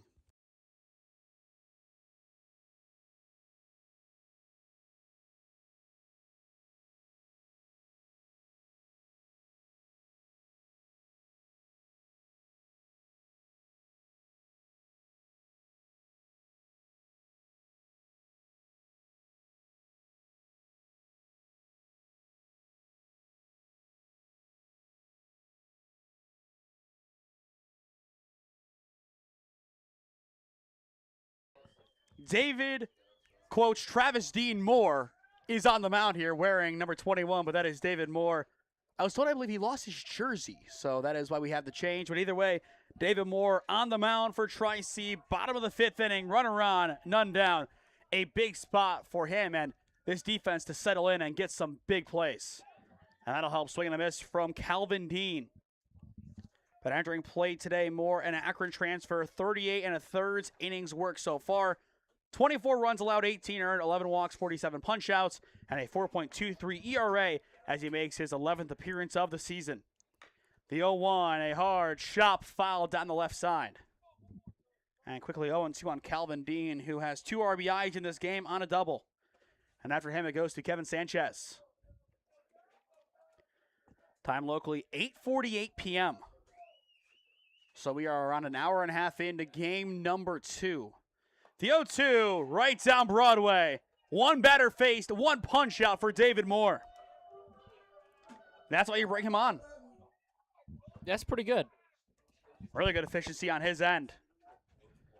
We did start this at around, I believe, 7:12. So, yeah, an hour and 36 minutes in to be exact.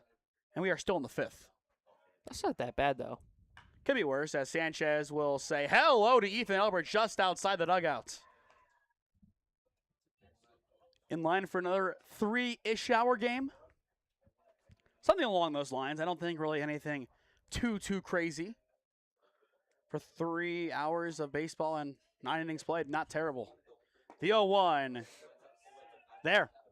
Count quickly, 0-2 on Sanchez. But this is the defensive stand that Tri-C has been waiting for. And as things stand, you're set up for game number 7 of the year, or game 3 of the series. The 0-2, swing and a miss. 2 up, 2 down, and 2 punch outs under Moore's watch. He has come on and has dominated. With very few pitches thrown, too. Yeah, as much as you can dominate through 2 batters. And now that'll bring us to Talon Wilbond. Wilbond so far 1 for 2, a single and a strikeout. As for Tri-C, they have Dreger, Ross, and Hill. The same exact 1-2-3 as this inning. We know how dangerous they are. And I think Bryant Stratton also understands that too. A 1 count here. Wilbon, a good rip over towards third, and it's going to skip away from Nate Hill. So the tying run now stands over at first, and here comes Jackson Stoltz. This is their chance to get at least 1 back on the board, and we know they're timely hitting. We have seen it so many times. for Stoltz. Reach on an error last time up. For him, he wanted to come up with one down and try and bunt and then bring up the top of the order, but of course, not a possibility here. Well, I mean, it could be a possibility. To bunt? If you wanted to. Wouldn't be recommended. Yeah, there you go. Like, if you really wanted to bunt, I'm sure you could. Free will for a reason. Don't know how well received that would be. And he takes ball one. Of course, for him, if he walks, you bring back the top of the order. Reach bunted out his last time up, but all it takes is one good swing from him, just like Calvin Dean delivered last inning. And this game slightly changes again. The 1-0. That time in the zone towards the bottom. Count now 1-1. And again, I think you and I are both really thrown off by the late call. Yes. Moore trying to settle it down and get out of the inning. As well, score update, the Cavs down by 4. Not a must-win game, but a really, really nice win if you can get it. The Pistons have been red hot, of course. I digress. The 2-1, a good take from Stoltz, but he nearly offered. You got to put this one in the zone. You don't want Nico Reach coming back up to do his thing. 3 balls, 1 strike the count. Moore back to work, and he will connect. Full count, 3-2. Exactly what the doctor ordered. Now where do you attack? You just got to be in the zone. Has to be there. Runners will be in motion. Payoff pitch. Stoltz swings and misses. The side is retired. Moore does his job from the bullpen and keeps Tri-C's 2-run lead intact. And he'll get the hero's welcome coming off of the diamond from the rest of his team. To the 6th inning we go at the Mott in a do-or-die game. It's Tri-C up 9-7. I'm Bryant Stratton. Experiencing pain of any kind? Call a timeout and stop by the Healthiest You Chiropractic Center. There, Dr. Max or Dr. Stephanie will provide a top-tier adjustment. Then you'll unwind in their therapy room. Visit their website at www.thychiro.com or call 440-238-3338 and book an appointment today. The Healthiest You Chiropractic Center, keeping Strongsville pain-free since 2013. Looking to get in shape and join a great community? Look no further than CrossFit Strongsville. We offer classes taught by our amazing staff of coaches. If going solo is more your speed, stop in for our open gym hours. Visit our website at CrossFitStrongsville.com to learn more and view our schedule. Visit our new location at 12608 Alameda Drive in Strongsville. Strongsville CrossFit, you're worth it. You deserve to be healthier and happier. Life moves fast, and so do the unexpected moments. At the Kohut Insurance Agency, we've got you covered. Whether it's auto, home, renters, or something else, our goal is simple: to protect what matters most to you while saving you time and money. With personalized service and the power of many trusted carriers, we'll find the right coverage for you at the right price. Peace of mind shouldn't be complicated. Give us a call at 330-542-6400 or shoot us an email at david.kohut@twfg.com. Kohut Insurance Agency, our policy is caring.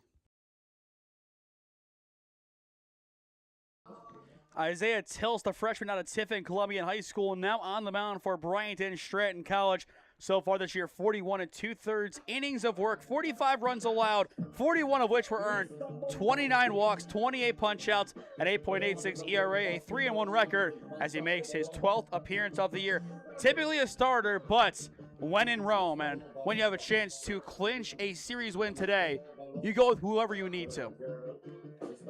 But just like last inning, 9-2, Dreger, Ross, and he'll do up for Tri-C. A big spot for the defense of Bryant Stratton if they can get out of this one quickly. But, of course, last time we saw this offense for Tri-C, they hit 4 home runs in 1 inning. Yeah, got to add that part. They dominated. And, of course, Ellen Yamaz, of course, added on a single that will be forgotten on the box score. But still, a good piece of hitting for him. He needed that one. And a quick 2-0 count on Nash Dreger. And, of course, now we get to the point of the game where you question how many pitchers is too many for this cause. It's still a 2-run game. The 2-0 high for ball 3. Now, Tri-C goes out and plays 5. I think you kind of have your answer. Yeah. But if you're able to get out of this one, keep it scoreless, you just need your offense to come up and hit. But both sides have kind of drawn their line in the sand. It is going to be Elbert versus Balser tomorrow, most likely. If we do get there, as there is ball 4 to Nash Streeger. Balser was their ace last year, had some struggles this year, and then Ethan Elbert, a really good starter for the Tri-C team. And from there, if you save Mueller, you have that 1-2 punch ready to go. And then from there, just depending on how many innings pitched some guys have, you can potentially use Wolf or Briggs again tomorrow or somebody else. Even figure eight, too. But I think more right now is on as kind of the second starter, so to speak, where he is going to go out here and finish the game most likely, barring any big changes. He is not going to be used as a bullpen arm today. Again, unless you go out here and you score a bunch of runs and you feel confident, then you go and pull him and potentially start him tomorrow. Ross, first pitch, taken for strike 1. But I think that would take a lot of offense to be that confident. We still have a lot of baseball left to play. Both sides know that. The 0-1, Ross, a beautiful swing, put in right field and down. Dreger will take the turn. He wants 3, and he is there. Put him at the corner is a perfect piece of hitting, though, from Jameer Ross. And now here comes Nate Hill. This is exactly what Tri-C does. Timely hitting, they make it happen. And it looks like Jameer Ross is going to come out of the game, at least be ran for. It'll be Jacob Jones taking his place, but that could even be a defensive change. It could be simply, hey, if we do play tomorrow, we're going to go out here and have you fresh. Again, coming back from injury not too long ago, so you want to make sure you don't overuse him today, especially in 18 innings. Yes. From there, you could see a few extra changes just depending on what you want to do.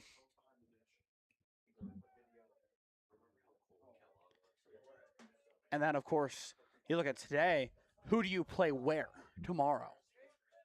I think at a minimum, Trobenter is going to play somewhere. It just depends on where you want to put him. Swing and a miss there from Hill. Do you do the game 1 set where it's Tro DH, Hill third, and Diddy behind the plate? You could. That's probably what you will see. The 0-1 will dip in. Or if Diddy doesn't want to go out there and catch because of how he was beaten up today, Tro can catch and Diddy could be the DH. And again, we're still talking about hypotheticals here. I mean, not a guarantee. Exactly. Runner goes, swing and miss, and that ball will die underneath Biscup. So now a 1-2 count on Hill, none away, but a chance for Tri-C to continue extending their lead. But it's crazy to think that we are nowhere near a point where we can definitively say, you know what, we are going to be here tomorrow. Yeah. And that won't be definitive until we're done with game 2. Bring the infield in here, trying to cut off the run at home. The 1-2, Hill will poke this one into shallow center field, and it is going to get down. 1 run will score. They will send Jones home too, and he is safe. It's a 2 RBI single for Nate Hill. Make it 11-7 Tri-C. And that is the cushion they needed. 3 RBIs now on the day, or rather 4 RBIs on the day now in game number 2 for Nate Hill. And if the infield isn't in, I don't think he's sending them there. On top of that as well, for those playing along at home, Nate Hill is a triple away from the cycle. Single, double, home run. But he would have to put that one in a really good spot to get all the way around. Yeah. And now here comes Vinny Gallagher, who walked his last time up in a big inning. But 7 runs in the last technical inning because we haven't seen an out yet. Pitch low. Hill will take off, and he takes 2. Nate Hill has been impressive today in game number 2 and has stepped up in so many key spots. We'll see how much longer that continues to go that way. As well, score update from Youngstown-ish, Ohio. End of the 4th inning. Canfield up 4-0 on Holy Name. And now time is called here as Biscup will go and talk to Tilse on the mound. Once again, if we do see game number 3, it'll take place tomorrow afternoon at 1 p.m. And that'll lead us into game number 2 of what becomes then a doubleheader as Holy Name takes on Notre Dame Cathedral Latin. That'll be a big conference game for the Namers. An 0-2 count here on Gallagher as he will step back in. This is the 6th consecutive game between these two teams. Crazy to think about it that way. The 0-2, Gallagher tips it foul. So we will do it again. 6 games in a row, maybe even a 7th, some may say. It'd be a 3-3 series entering tomorrow, which is crazy to think about. Overall, just to play the same team that many times in a row between regular season and playoffs, it doesn't happen. Again, the 0-2, put into center field on a line from Gallagher. They will send Hill home. He easily scores. It's an RBI single for Vinny Gallagher. And the parade continues to move on schedule. Make it 12-7 Tri-C. The Bats are awake. Yes, and they still are. Still no one down this inning either. 8 runs technically with 3 outs. Not often you could say that. But this team is hitting so well. And again, Trobenter, 2 home runs in this game. Can he get a third?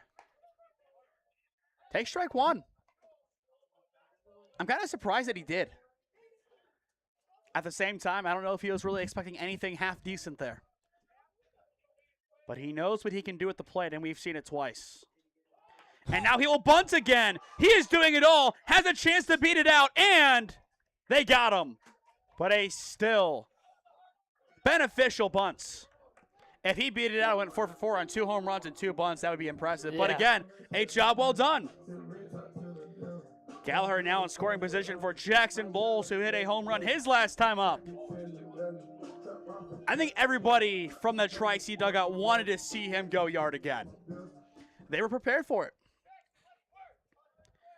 But JB back to work here. Runner at second, 1 down in the top of the 6th inning.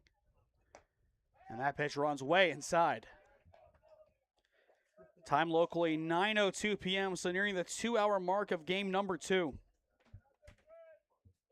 And hour number 3 will be very, very quick to begin. And then it'll feel very, very slow. And assuming the run rule is 10 runs, we're still a little ways away from it. I'll go back to it, Cam.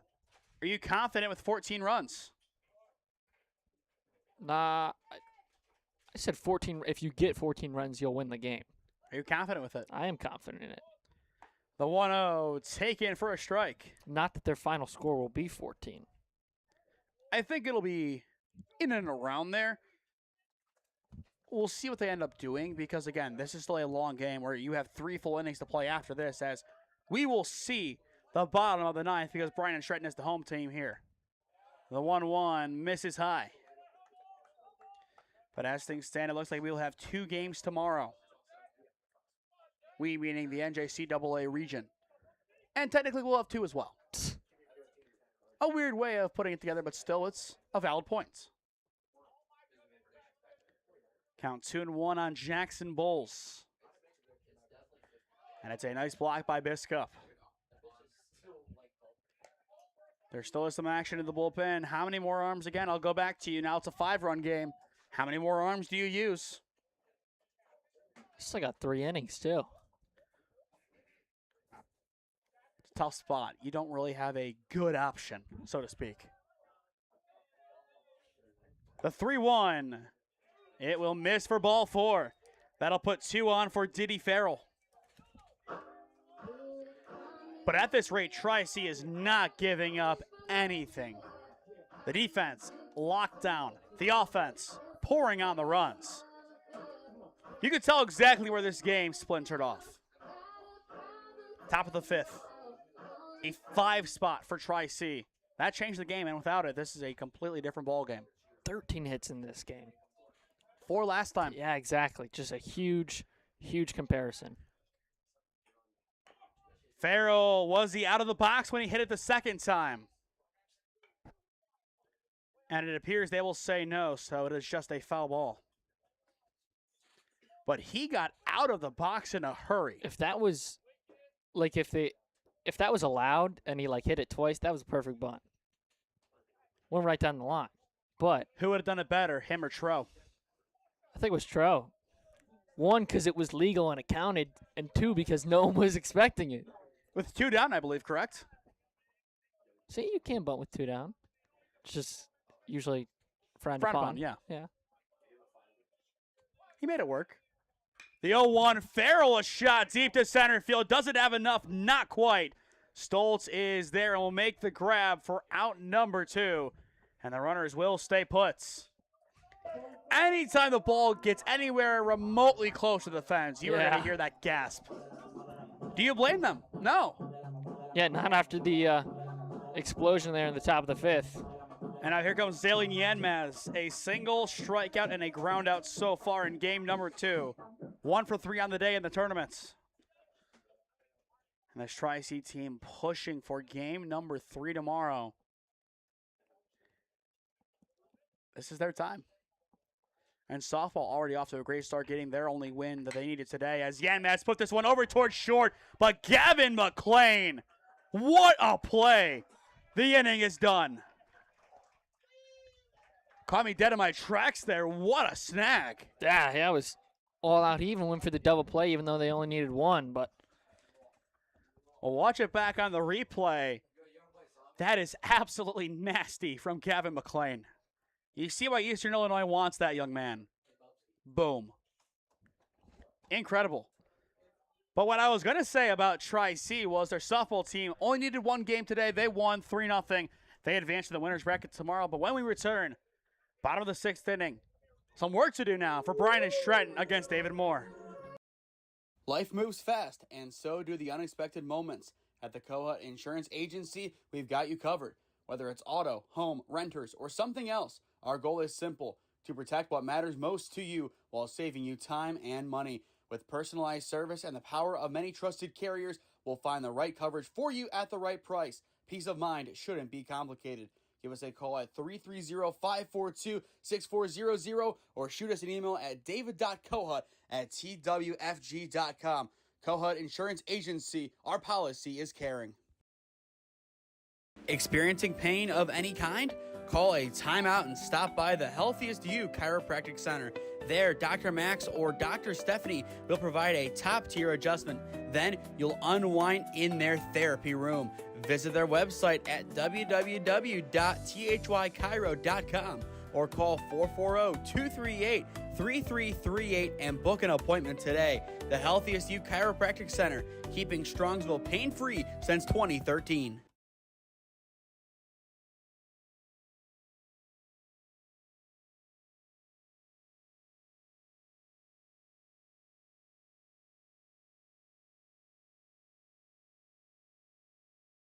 Some housekeeping as we begin the bottom of the 6th inning.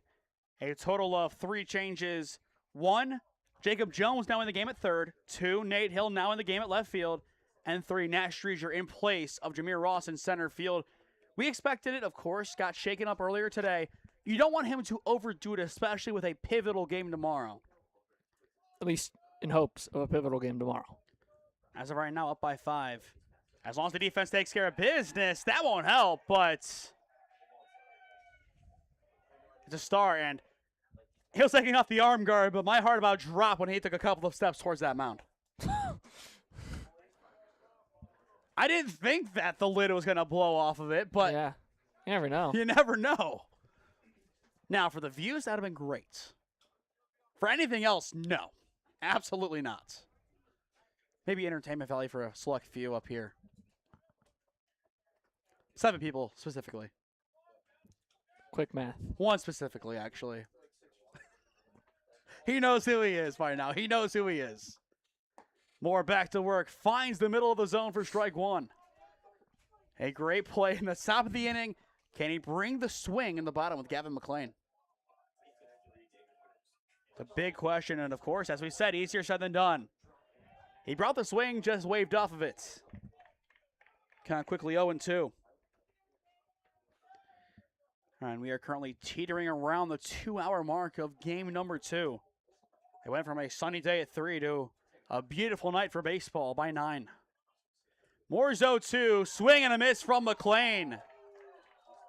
Moore gets his 4th strikeouts that's coming in last inning.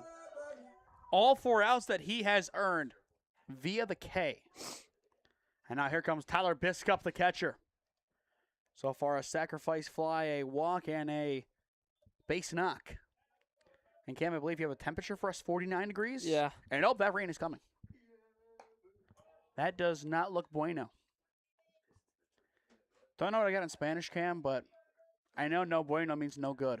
And en fuego means on fire. So I know what I need to know. Cerveza means beer.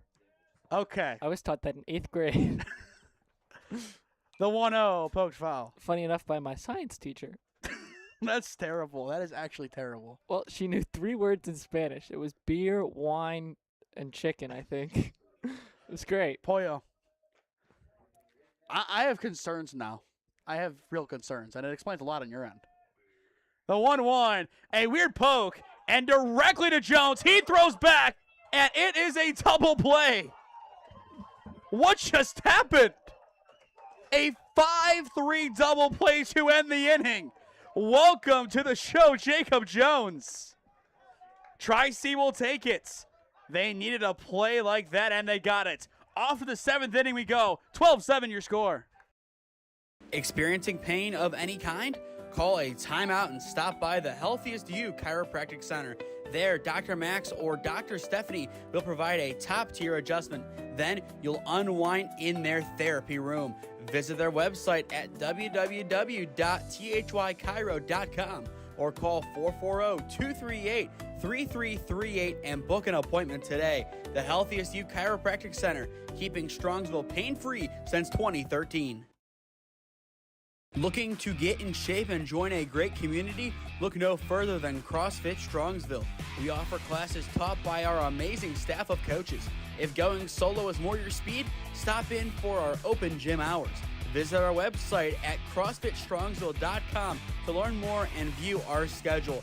Visit our new location at 12608 Alameda Drive in Strongsville. Strongsville CrossFit, you're worth it. You deserve to be healthier and happier.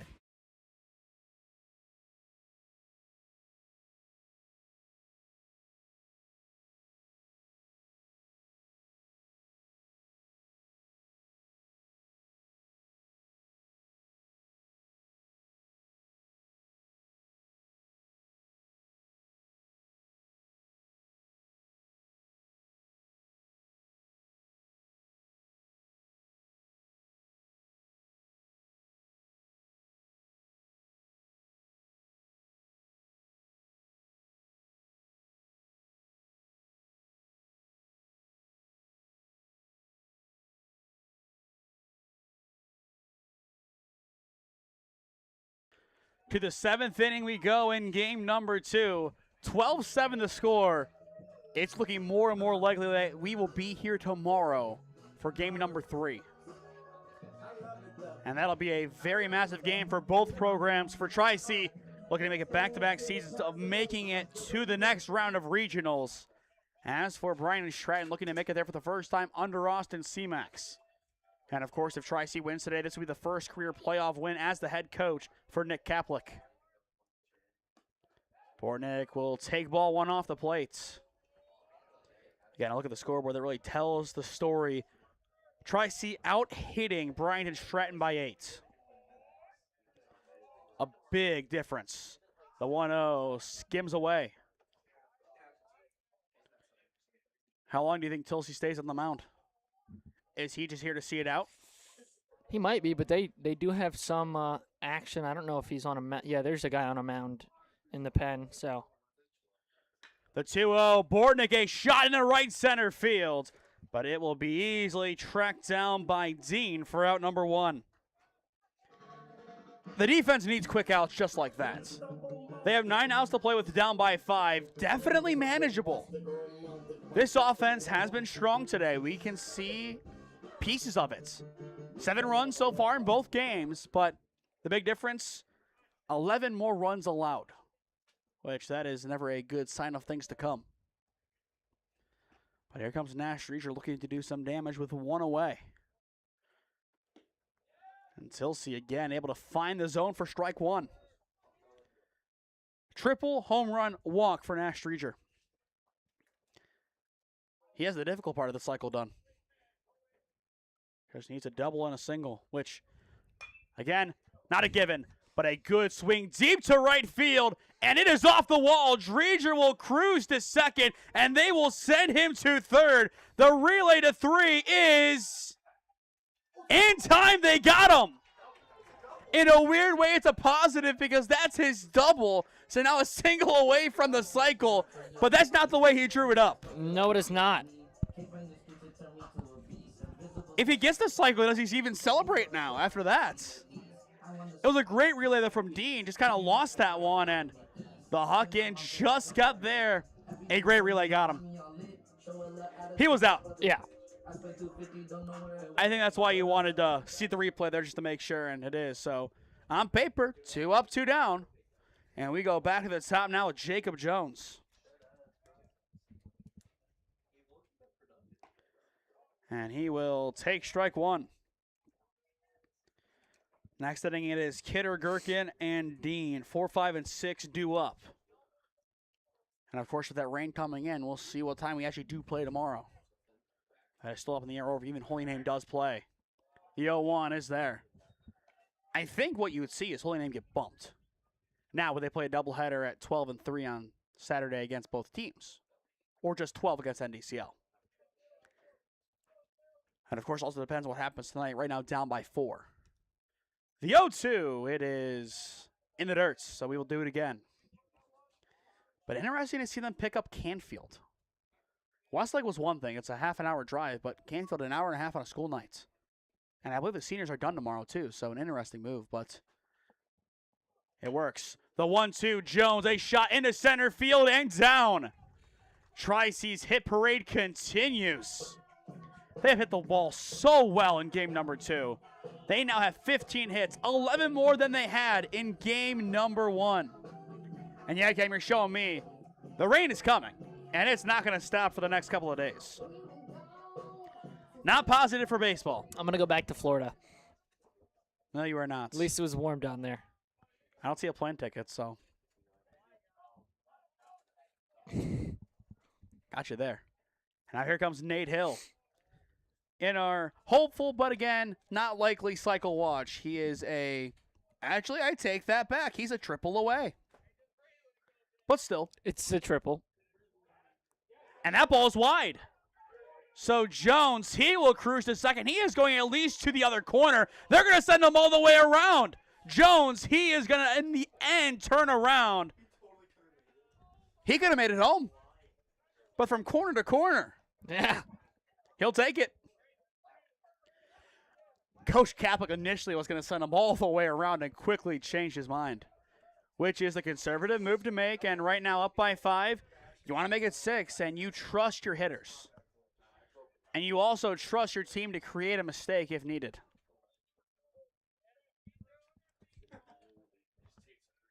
But right now, David Moore on the mound.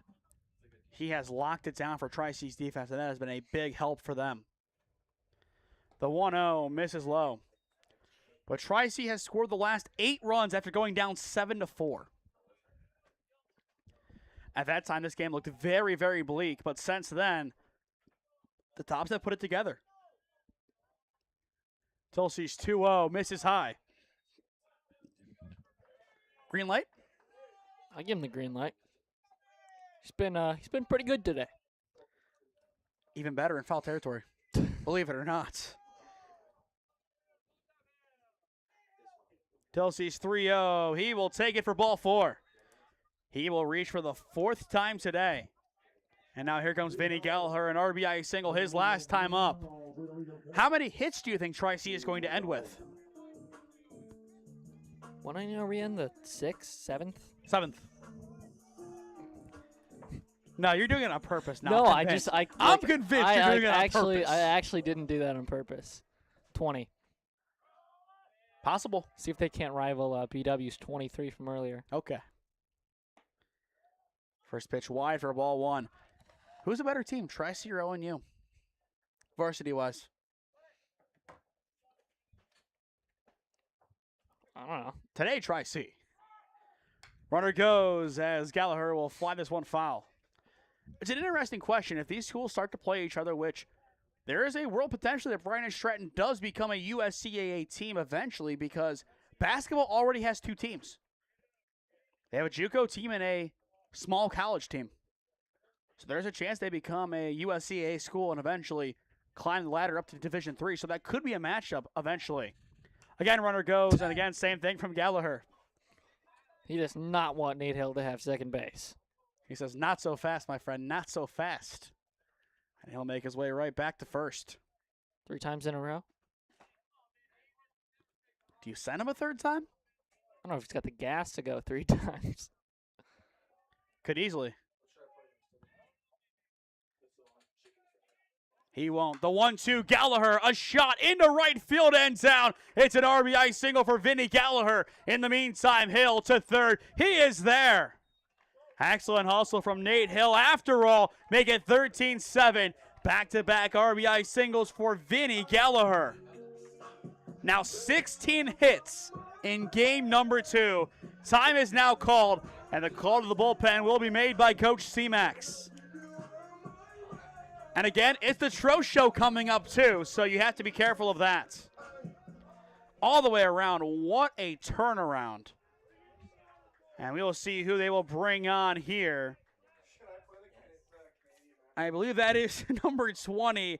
That'll be Brady Isaacs, the freshman out of Canada. So when we return, it'll be number 20 on the rubber for Bryant Stratton, down by 6 in an elimination game. Experiencing pain of any kind? Call a timeout and stop by the Healthiest You Chiropractic Center.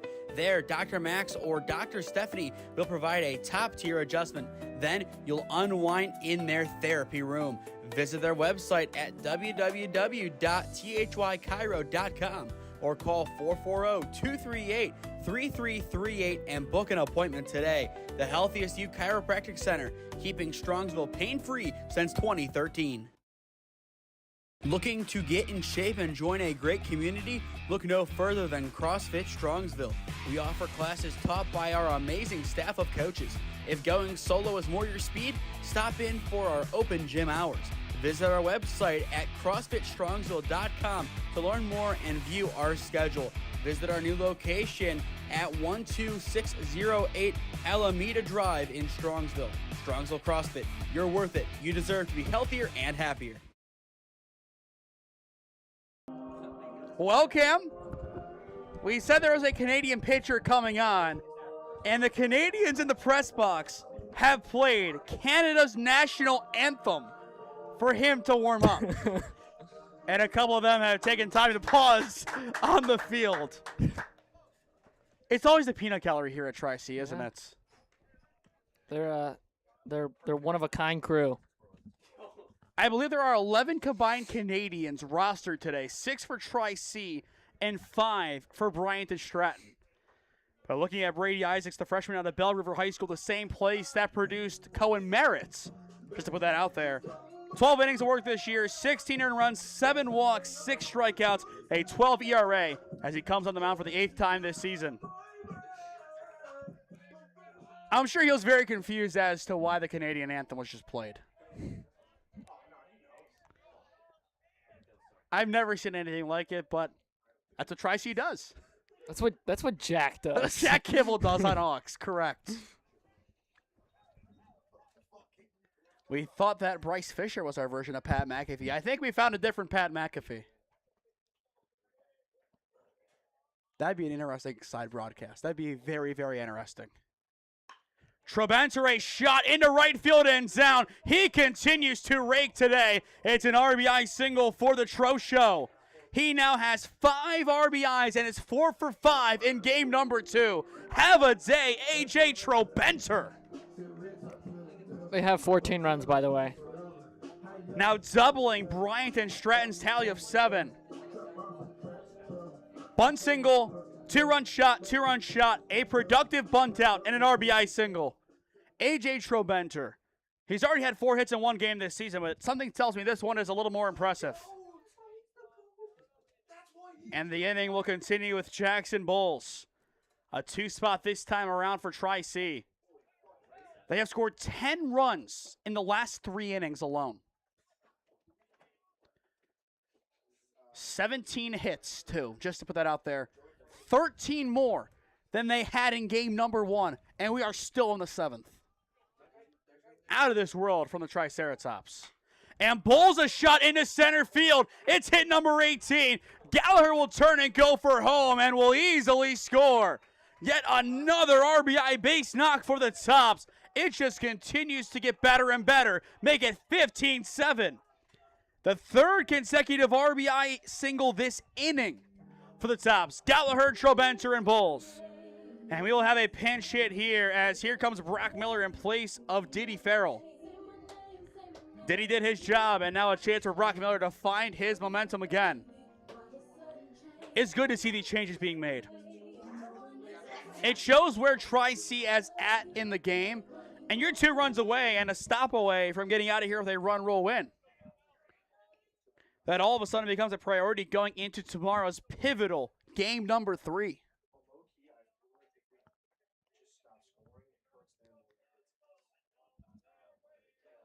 Fair point off to the side. Cam, what do you think? Would it just hurt because they have to use more arms? Exactly. I mean, Moore is not going to come out and pitch could. tomorrow. He is not going to pitch. You just use him up here. Yeah. Unless you want to see somebody else and go out here like a Heelan or somebody, but just depends.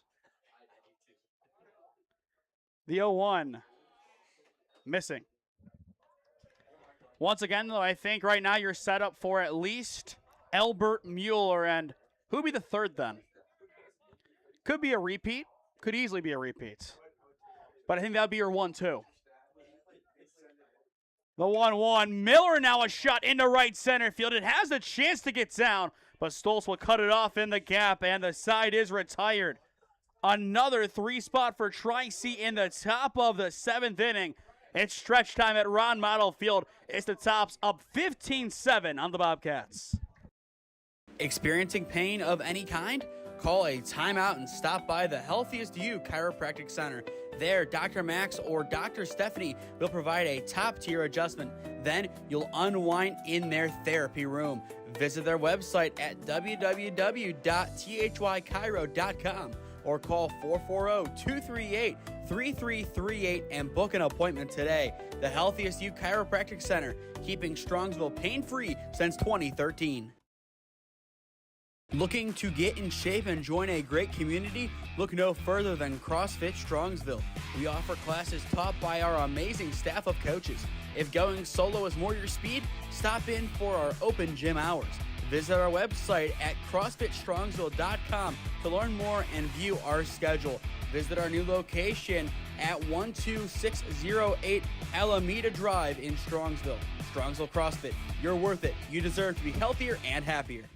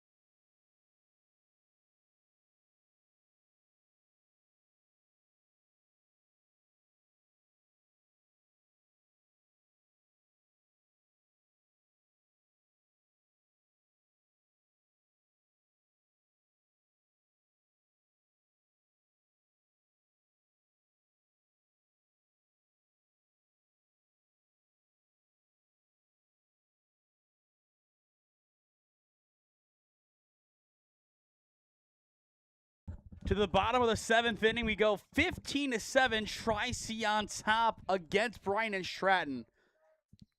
This is not how I thought this one was going to go early on. There were no signs of it. It was a 1-1 game entering the 3rd, and after that, a 4-4 game entering the 4th. Entering the 5th, it was 7-4 Bryant Stratton. And this game, a completely different one now. And I think it goes without saying, entering tomorrow, it's advantage Tri-C. Wager was the difference maker, and you don't have a guy like that potentially. I mean, Bolster can be that guy. He hasn't been this season. The ace went out there and did his thing, and now Tri-C, this is where the depth can beat teams. That's why sometimes they'll lose a game or two. Now, just at the point of the season where you drop one of those, most likely it's against their ace. You have 3 guys who could pitch just as good as that ace in your rotation alone. And I think as long as the conference doesn't allow that kind of depth, or we don't see it, that's when Tri-C is going to dominate. But once depth becomes a thing, it's going to be a really, really close conference. Here's the 2-2. A shot into left field, still going back. Hill is there and will make the jumping grab for out number 1. Catcher, third base, left field. Heck, you throw him on the mound. He can go anywhere. Nate Hill can do anything for this team. And I'm pretty sure I've been told that he is an emergency arm if needed. And I'm getting confirmation he is, but he is truly Mr. Do-It-All for this team. Just a great play out on left. So 1 up, 1 down as Kidder flies out, and here comes Gherkin. But for David Moore, we've talked about it. He is going to stay on for the rest of the game, most likely. But I think tomorrow, 1, 2, 3, I figured out who probably the third would be. It'll probably be Figs. I think it'd be Albert, then Mueller. If Albert can get you between 5 and 7 innings, Mueller and Figueroa will get you the last couple. And you're the home team tomorrow. Yes. The 2-0. Sharp grounder over towards short. The throw from Bortnick on the money. 2 up, 2 down. You look at the offense as well. If they go out there and score a bunch early and get the run rule, you might only need Albert. But I think the big thing for him is he'll know going into tomorrow that he is the arm. And that'll definitely impact how he preps. But this Tri-C team, the advantage they have played in game number 3 at home before. They did it last year. They know what it takes, and they know how to win. And I think if they played Mid-Michigan again, it'd be one of those, if we went to game 3 again, there's no advantage because both teams saw it. But Bryant Stratton, the last time they were in the tournament, outside the redshirt sophomores, nobody else was here at that time as this ball is put fouled on the right field line. But B, they got swept on the road. But if you see game 3, you know what it takes to win. Even if you lose it, you then see what you needed to do in retrospect to get that win heading into the next season. It's just one of those things where, especially in the NFL, you see it. A playoff experienced group will do better than a team who might have more talent but hasn't seen the playoffs yet. Do you think that's still true in baseball? I know it's 2 different sports. Yeah. I mean, I definitely think, when you have that playoff experience and you have those players that, have been around and know what they're dealing with. Moore's 1-2. It will just miss. So his inning will continue. 4 strikeouts so far today for David Moore. He has been a big man on the mound today.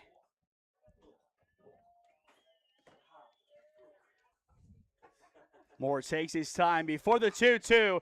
Sharp hit over towards third. Picked up by Jones. And the inning, courtesy of the tag, is over. This team continues to make play after play. It's a 1-2-3 inning.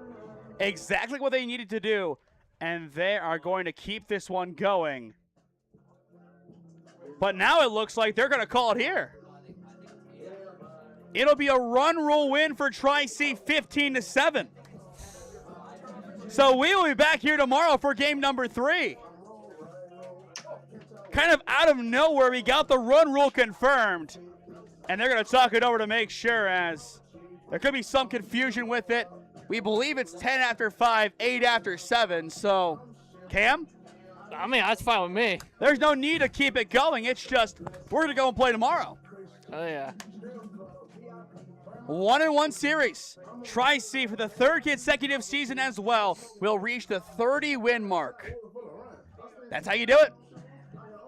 When we return, we will announce our player of the game presented by CrossFit Strongsville as you are watching the NJCAA Division II Region 12 Baseball Tournament on SmeeSports. Experiencing pain of any kind? Call a timeout and stop by the Healthiest You Chiropractic Center. There, Dr. Max or Dr. Stephanie will provide a top-tier adjustment. Then you'll unwind in their therapy room. Visit their website at www.thychiro.com or call 440-238-3338 and book an appointment today. The Healthiest You Chiropractic Center, keeping Strongsville pain-free since 2013. Looking to get in shape and join a great community? Look no further than CrossFit Strongsville. We offer classes taught by our amazing staff of coaches. If going solo is more your speed, stop in for our open gym hours. Visit our website at CrossFitStrongsville.com to learn more and view our schedule.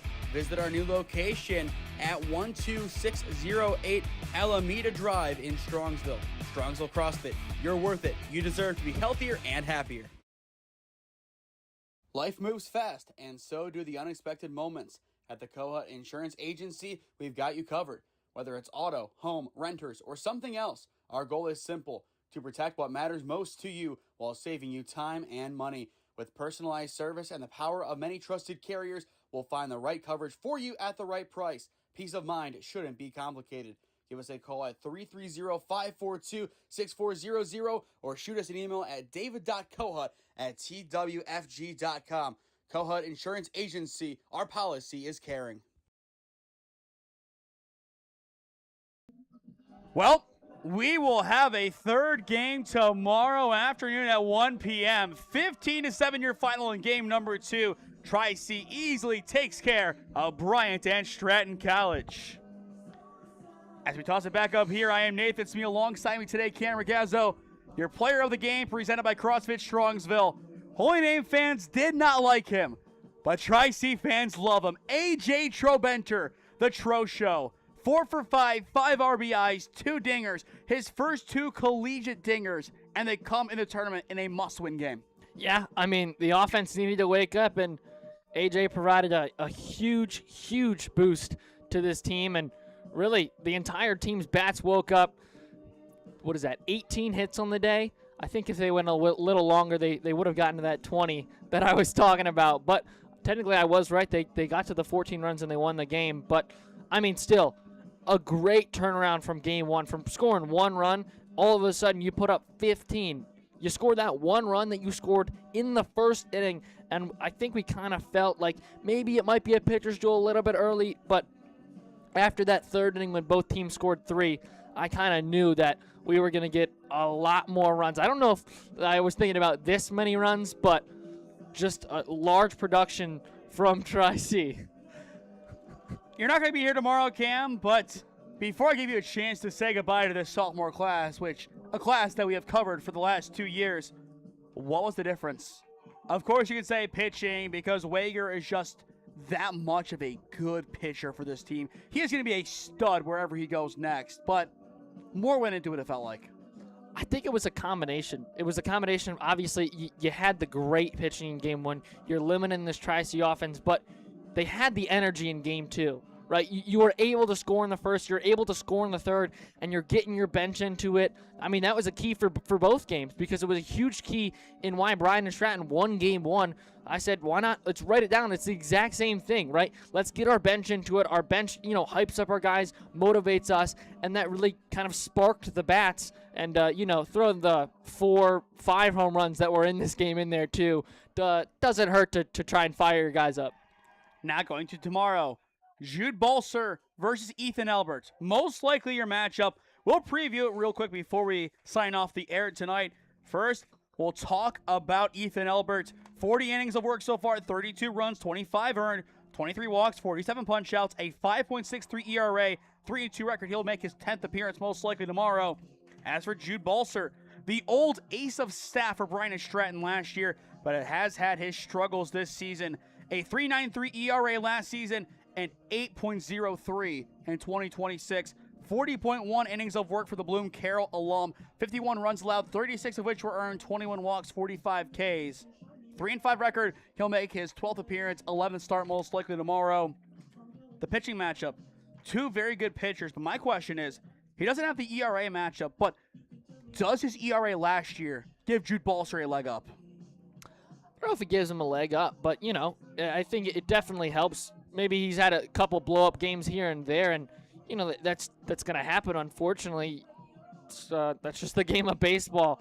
But, he's got the experience. He's shown that he was good last year, and all he needs is to come out here and have a couple of good innings tomorrow and really set himself and set this Bryant Stratton team up good for success. He doesn't need to have a full season, right? He needs to have, I would say, if he gives a strong 6 or 7 innings, that's a great start. I'm not even. I get what you mean. Yeah, they ruined it. They did ruin it, and unfortunately. But if he's able to go out there and provide a nice quality start, maybe give up a couple runs here and there, but he's able to keep this offense in check and not let them do what they did here in game number 2.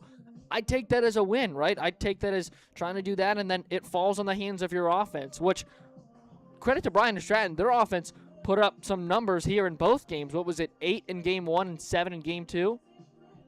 I think that was it, right? One more time. 8. Did they score 8 in game 1? Was it 7-1 in game 1? I have to check again. 7. Okay, so you scored 7 in both games, right? That is. Hold on. What are they dragging out? Not to cut you off here, but they're bringing out the hitting thing. Are they doing a little extra work after the game? It could be just to clean it up or set it up for tomorrow. Obviously, that could be an easy one, but that's not out of the realm of possibility. I think somebody's coming back up here. Are you guys hitting or something? Setting up for tomorrow. That makes a lot more sense. That was a little concerned, but at the same time, I respected the dedication. Going back to your point, sorry to cut you off there, but that just kind of caught me off guard. No, but I mean, still, you're able to score 14, 7 in each. Obviously, Tri-C coming up big here with 15 in this one, but still, 7 runs is not something to slouch at, right? You're still able to get an offensive production in. In game 1, a lot of those came as insurance runs, but still, they were able to scratch them across and score them when they needed to. Well, Cam, before we toss it back down to the field, this will be the last time that you call a game for a lot of these sophomores. I mean, we can go down the list here because I think a lot of the redshirt guys are going to be done after this year, but Kellen Merritt, Joey Lehner, Diddy Farrell, Jameer Ross, Vinny Gallagher, Adam Rich, Brock Miller, Spencer Mueller, Nathan Hill. We still haven't reached a freshman yet, and we finally do it. Zalen Yanmaz, Bryson Britton, Ethan Elbert, Dylan Allman, Keegan Gilbride, page 2, David Moore, Jackson Bowles, Caleb Obie. Noah Phillips could be done, potentially coming back next year, just depending. Ethan Green, Mason Wolf, Kevin Baker could be done too. Ryan Torok, Cale Poland. One final list. The roster's on 3 pages. Yeah, they got a long roster. That is the wrong 3rd page. Hold on one second. There we go. It's all freshmen, isn't it? Yep, it is. That's your list, Cam, but it's going to be weird to say goodbye to a lot of these guys Pat Farrell from the beginning, great player. Brock Miller, Keegan Gilbride, Jackson Bowles, so many stars. It's going to be weird not to be calling their games every other week, it feels like, in the spring.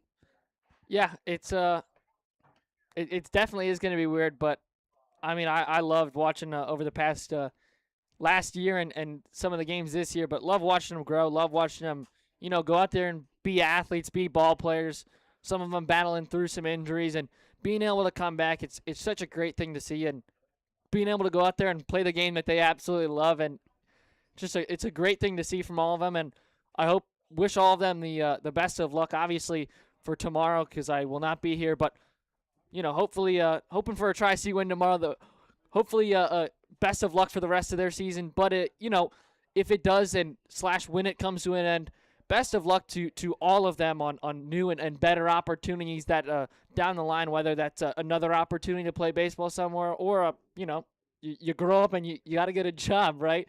But just best of luck to all of them. And, I mean, it's so surreal to think that all of a sudden, like, this is the last one for me, and I'm not going to be able to see these boys. But, it truly is a family here at Tri-C. And just being in the box, being around the guys here and there. I didn't go to Tri-C, but, like, it really feels like Are we going to play the card that we took a class or two at Holy Name through Tri-C? I'm taking a class this year at Tri-C this summer, actually. It counts. It counts. I know, but it really is a family, right? It's just so, even though we're not here, we're here, and it feels like we're a part of that family, and it just, yeah. I'm really proud of them. I feel like a dad right now, but I'm really proud of the guys, and we're exact, but they're our exact same age or older than me. But I'm really proud of them, and I can't wish them the best of luck on any and all of their next opportunities. It'll be an emotional goodbye tomorrow, I'll say that, because who would have thought when Coach Stallberg texted us that Saturday, hey, the game is back on, the snow is going to melt against Broome, we're going to go play baseball, that a random community college 20 minutes from us will become one of the, A, biggest things on the channel, and B, one of the best communities that we're a part of. I would never have believed it. Coach Stallberg moved on to bigger and better things. Still, I'm sure, watching on from afar, but Coach Kaplan has taken the reins and has made this team his own. He gets his first playoff win tonight as the head skipper, 30th win of the year, back-to-back seasons of 30-plus wins. This team is going places, and to be at least a small part of it, it has been an honor this year, and I'm excited even after tomorrow to see what this team can do. It's one of my favorite teams to watch. To come and commentate it, it's so fun, especially with being all the guys here in the box. Like I said, it really is a family. Definitely is, and we're going to miss these guys this summer, and hopefully we'll see at least a couple of these guys in the WRCL. That's always the hope. To stay up to date on all the games that we are covering, follow SmeeSports on Instagram and TikTok, SmeeSports LLC on Facebook and LinkedIn, and SmeeFest 2024 on Twitter. As well, go down below and subscribe. While there is no added cost, it greatly helps out all that we do here at SmeeSports as we cover the best of the Cleveland and Stark County area. Rounding out the rest of this week and a little bit of next week, tomorrow, doubleheader, 1 p.m. and 6:30 p.m., Tri-C versus Bryant Stratton College, Game 3 at 1, and at 6:30, it is going to be Holy Name versus NDCL Baseball, 6:30 first pitch here at Ron Mottl Field. Then on Saturday, 12 p.m. first pitch, Holy Name versus Kenston Baseball. The next week, Holy Name Padua Baseball on Monday at Padua. Then Tuesday, Holy Name Padua Baseball back here at Ron Mottl Field. But that'll do it for us here tonight at the Mott.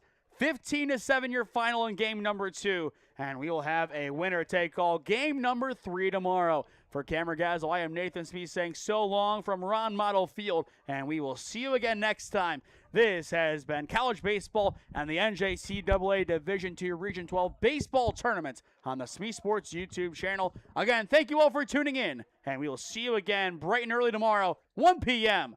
for the biggest matchup of the season for both teams.